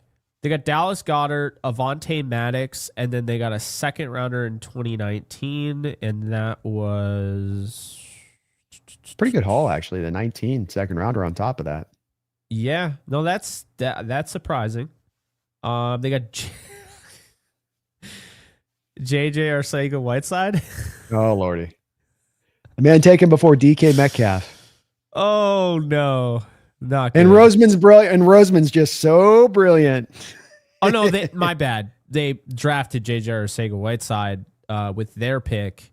With the Ravens pick they drafted Miles Sanders. So that's not bad. He's all right. Miles Sanders, 1,000-yard rusher. Dallas Goedert, one of the better tight ends in the league when you got him. And Avonte Maddox, a good slot guy. For Lamar Jackson, though, would you make that trade? I wouldn't. Well, they didn't know Lamar was going to be Lamar, but for moving back in the first round like they did, if I'm moving back that many spaces and I can pick up a second round pick, I would do it. I think if you stay in the first round and you move back, but you get the second, that's worthwhile. If you could do what you guys did, where I'm essentially out of the first round now, I need the future first rounder to do that. The risk is on us now. You got to give us that if we're giving you back. So that's why you guys got tremendous value. Bryce, thank you, man, again for the huge donation. And we'll be seeing you here in about 15 minutes here. Craig Bland. Let me say it right, Craig. Sorry about that. Not Greg, but Craig. He says, glad you got to the game, Jake. I hope the Rams D is still Darnold's kryptonite. Should be a great game. Appreciate you, Craig. Yeah, it should be. I'm looking forward to it. I'm glad I was able to get there. A lot of fun. And I will say this. Levi's is not that bad. It's not. It's way better than MetLife, I think. I will say I don't like, I think the thing I hate most about it is that Candlestick had an ambiance to it. It was in the city. It was in San Francisco. You're out here in like the middle of Nowheresville out here in Santa Clara. Like you're like, we just randomly put an NFL stadium out here in Nowheresville. And that's the part and there's nothing going on around the stadium really. And it's like, they're trying to like build businesses. Like it's the thing that's causing everything to be built maybe a little bit, but like, it's just, I don't like that. I like the stadium to be in the city, Well, so apparently there was like the big building boom or whatever, where they just built so many business buildings and all that. Like I was hearing like you could have gotten like an office building for like free. They were like giving them out like hotcakes because they built too many. Now they've really built too many. They're like all abandoned outside the stadium. There's so many office buildings that are just abandoned. Which just makes it look even more, empty and just feels even more like, what are we doing out here? Is this an Amazon fulfillment center or am I actually coming out here to watch a game? Yeah. I feel like a little bit with it. Crazy. Thank you though, Craig. Appreciate you. L Pineapples with one of your moderators with a $5 as well. Thank you, L Pineapples. Says with how much your Hawks run match coverage, it could be that it's a constant miscommunication on certain sets the offense comes out in. Certainly going to be important. We do run a lot of man match stuff, and that there's a lot of complicated nature to how you run your coverages with what we do. We like to protect against stuff deep, but we also like to try to match your concepts that we're seeing you tend to run out of this formation, and we're trying to pre-establish matching it with it, first reading it a little bit on the fly. Like the Niners are a little bit of, I think, a read on the fly defense like that, where it's like, we'll drop to depth and find the guy. There's a little bit more of willingness to sink in defensively onto the routes a little bit tighter. But with that communication, to your point, L Pineapples, if you don't have everybody on the right thing prior to the snap in that communication, if one guy misses the memo, you're left with a wide open guy running free in this defense at times. And that has been something that can happen because there are so many details on every given coverage centric play that just one guy, one little minor detail can throw it kind of out of whack. No, that's definitely true. Yeah, I mean, we'll see. Is what's his face playing? Job. Job should play. Yeah. Okay. I saw he had the concussion. Hard to get back for 1 week on the concussion, but he's 2 weeks back. But the thing with this is Woolen's been out there rolling and looks actually motivated. That's the thing with Woolen. Like he's got all the talent in the world, all the ability in the world. He's just not always locked in. He's a former wide receiver convert to the quarterback position. You see this happen with Trayvon Diggs at times with the Cowboys. Those former receivers kind of have the receiver mentality on defense a little bit at times. It's what you get with them. But when he's locked in, man, he can drape, he can cover. And he was doing this last week, and he's last 2 games, especially, he's really, really coming on strong, trying to earn himself a big contract this offseason. Yeah. And then there was Pineapples just said couldn't fit everything in there. That's why y'all had to give up too much to tight ends was my point. So, that's why we're giving up too much time. Yeah, I think what I think is happening on those rollouts to the tight ends a little bit is that this defense this year loaded up in anticipation for where offenses were going in the NFL this year.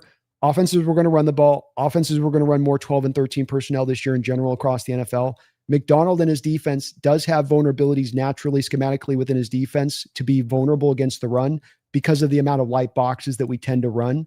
And so in anticipation of that, I think that there was a little bit of a loading up from a philosophy standpoint by the Hawks defense throughout this offseason to make stopping the run a point of emphasis. But now when you get 12 and 13 personnel, stopping the run being the high point of emphasis, you run that play action stuff like the Rams do with Stafford, and now you're rolling back out. You've got those guys kind of taking that step towards the run play first. That everything's kind of going to the gap integrity first. And okay, now we get back to the passing attack. Some defenses, I think, do it differently, but that's part of why I think we've been susceptible. It's not necessarily that we can't cover tight ends. It's that we are, to your point, Pineapple's kind of blowing a little bit of times that coverage at times. And it's to the short side because we try to cover to it deep. I like that. See, I love how in tune Brandon is with his team. And the schematic aspect of it. We could talk ball all day. We're pretty much doing it right now. we are giving you 3.5 hours here. Oh my goodness. Femi, thank you for the $2 donos. I swear I've been trying to get through the donos as fast as possible, Jake. They're just piling up. We must have got about 55 of them here today. So I hear you, man. Femi, thank you for the $2 donation. He says, "Oh, why does Greg O have to call our game?" He's not well liked out there as Greg Olson. Oh, that's I'm kind of Greg Olson. I'm okay with him. So as far as he's okay for me on that. Greg Olson, who's the guy he does it with? I forget the guy's name. Because he used to be on with KB, and now KB's with Tom Brady. I do think that O's better than Brady. I'm not a big fan of Brady on how he calls necessarily a game. He's okay. I like Brady. He's gotten a lot better, I will say. He has improved. That's true. He was rough at first. I think Greg Olson's very good. Oh, it's Joe Davis. I love Joe Davis. One of the best. There we go. He's one of the best play-by-play guys in the business, in my opinion. Baseball, he's good. Football, it doesn't matter. Joe Davis is spectacular. All right, so we've got about 4 donos left in here. We're going to go and wrap up on these 4 donos. I never like to say let's not put any more donos in, but I've got a hard out at 4, and we got 13 minutes here. So we got to wrap in through, and we got to do the sleeper thing here too. Matthew Plowden, thank you for the $5 donation. Says, not only is the NFC West the best division in football, but we have the best content creators as well. All top-notch guys. Well, thank you for that, man. That's very kind of you to say, brother. He's right. Appreciate you for that, Matthew. Very, very, very kind.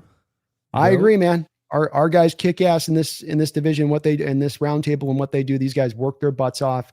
They're constantly grinding. They're constantly trying to put out great content. They love their teams, passionate about it. Everything you could really want, I think, in a content creator we got in this roundtable. And that's why we're kicking everybody's ass, man. That's why we're number 1 right now in the roundtable circuit. That's why we're going to have another remote session next year, because they know who's captain in the ship. We're the captain now. This is us looking at the rest of the roundtable. Hey, we're the captain now. Look at me.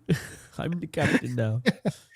Good time here to thank the sponsor of the show. Thank you for Jake for reminding me of that. Let's get the sponsor on in here today, and that's going to be Sleeper. Sleeper, the #1 sports app in the game. They're running it, and they are beating everybody up on it. You got more picks, more options.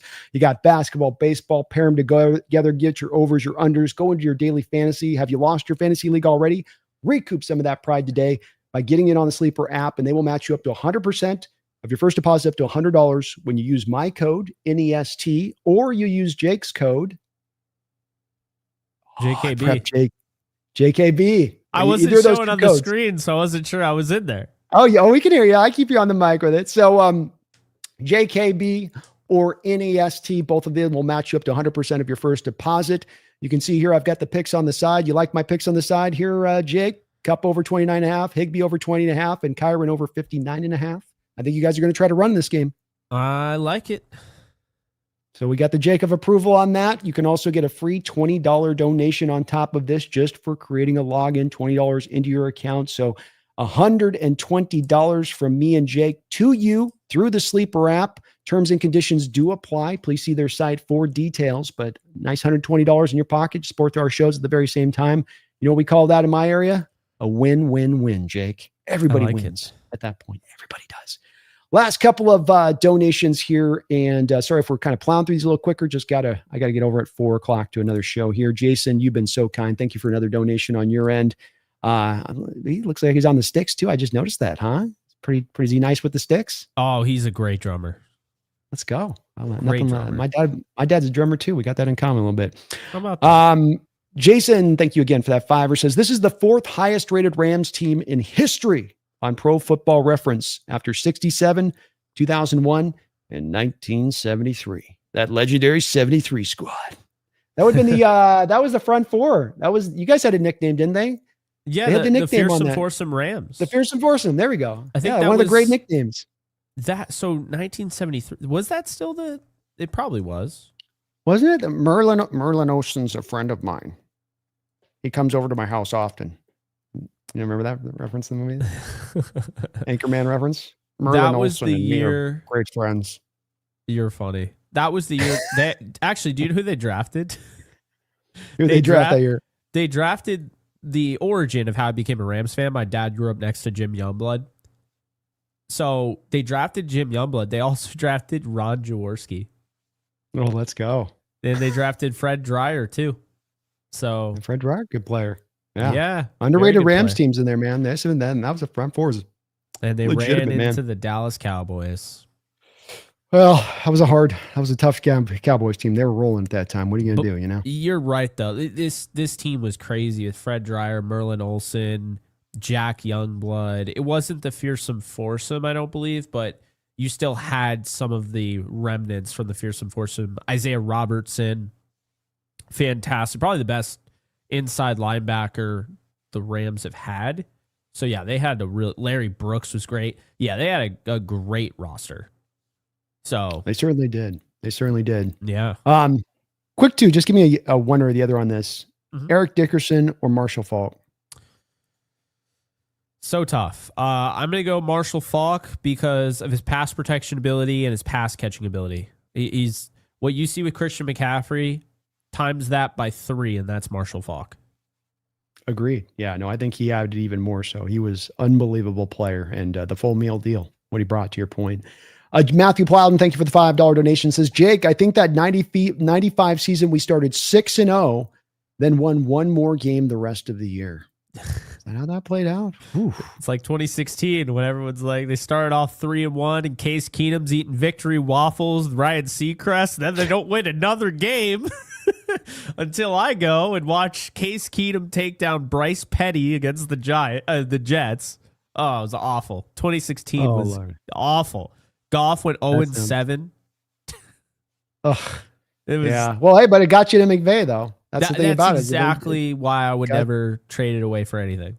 Sometimes you gotta go through those low times to appreciate the good times, but to get to the good stuff a little bit there. Appreciate you, Matthew.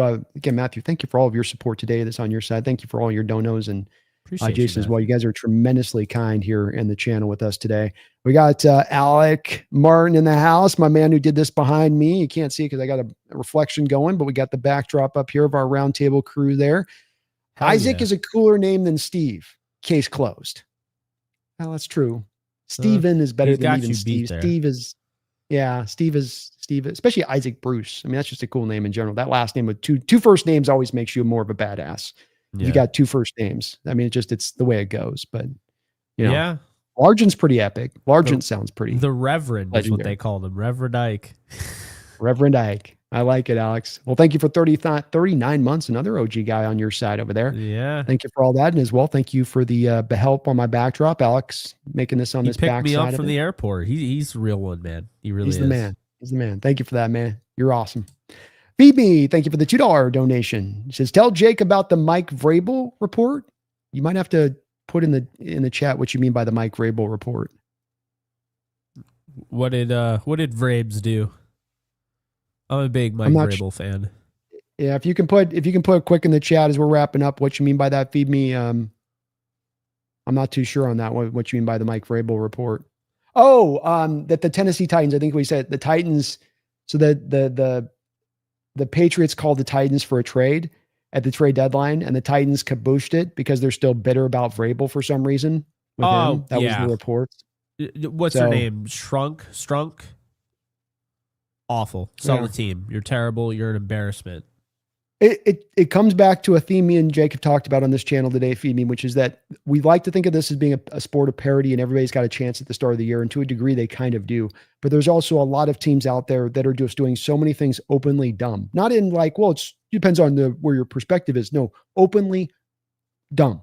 And that they still continue to operate from that stupidity. Why you wouldn't look to offload anything you could to get any assets you could get back when you're going to be hiring a new coach, all because you're a little bit bitter at the old coach who was frankly right about the fact that you shouldn't have traded AJ Brown, who's frankly right about some of the direction and approach you take. Maybe that should factor in a little bit. Maybe that should be the lesson you learn rather than let's be bitter at Mike. Let's actually think about the fact that he had a point.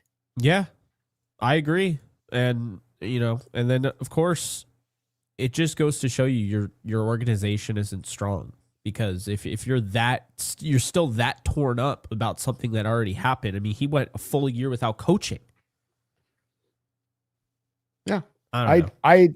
And then look at what a great coach he's been too, in retrospect, the fact you let him go as a coach too. There's another part where you got egg on your face where again, you shouldn't have let him go. He wasn't the problem. The other things were the problem. And yeah, again, Titans are going to be bad for probably a long period of time because of this kind of stupid stuff. And Vrabel was a great coach. Part of the reason I looked at him as our coach to replace Carroll. I was a guy, it was him, Harbaugh, and Mike McDonald that were my three choices. And all three of those coaches have shown at these stops they're at right now that they're all legitimate coaches and why they were my top three. When we couldn't have gone wrong with any of them. But I think McDonald is more long term. Like, you could have him for 3 decades. And he's got the highest upside, I think, of those three. That's the thing too with it as well. They all got a lot of upside, but I think he's got that highest coaching ceiling of any of them. And that's what we went for. And I love the fact we did it, Jake. Yes. Well, we're going to wrap it up on that note, folks. Thank you, Feed Me. You guys, we went almost 3 hours and 40 minutes in here. Let's give Jake a big hand for rocking at the nest this long. These are only supposed to be usually an hour, but we pull them in here for this long. And it's because you guys, we had, I think, well over 50 donations here in the chat today. So thank you guys all for that support. We will be back over on the NFC West Roundtable later this evening at 6 o'clock. Do join us over there. Please do me this favor as well. And in the link below in this description section, you will find a direct link to Jake's channel. You can do me this favor, go there, hit that link, sub up. It's free to you. And again, me and him are going to be collaborating again this year. We collaborate throughout with the NFC West Roundtable. We're eventually going to drive that roundtable to doing it twice a week here too within the near future. So you want to be following Jake on top of the fact that he does a great job in covering his team. You're going to find a more passionate Ram fan out there in his belief in this team. And just keep kicking ass over there, man. Keep doing what you're doing. Appreciate you, Brando. And over on my channel, the link is in the description. Be sure to check out my guy, Brandon. Check us out on FC West Roundtable as well. Give both a sub if you can. This dude is just so awesome. Got a chance to actually hang out with him in LA in the flesh. And he's exactly what he puts out there on camera. Not everybody is. Brandon is 100%. All the Roundtable guys are. It's actually really cool. Agreed. But no, this has been fun, man. It's a throwback. This used to be my show back in the day. Like, JE Live used to go 5 hours when I first started going live. And now now I typically go like 1 to 2 at the max.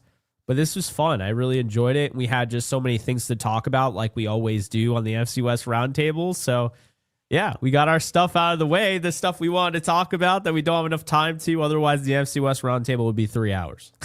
Well, that's part of, I think, why we had so many subjects they've been chambered for me that I wanted to talk to you on this, that I've been like, we don't have the time to get it because we're already out on the thing. So it's like, that's why partly, and I've still got some more stuff I want to talk to you about on the next time. So hell yeah. We will be back in a couple of weeks with another roundtable side over, again, from Jake's side. I'll be broadcasting my side too. But thank you guys for watching today. Hit that like button, sub up on both sides. Check us out on the NFC West Roundtable in a couple of hours. But until next time, please don't forget, let's enjoy this game. Let's get out of this healthy. Let's have the game of the year this next week in this Sunday's game. Let's have a back and forth affair. Let's have it be a lot of fun. Let's show the NFL why these are the best 2 teams in the NFL this year. It's all within this division. And let's face back up again the NFC Conference Championship. Okay. How about that too? Huh? Hell yeah. You down? 3 Let's matchups? Let's go. Let's go. Do it. All right. We'll be back soon, folks. A couple minutes here with the Seahawks Syndicate. But until then, please don't forget, go Hawks.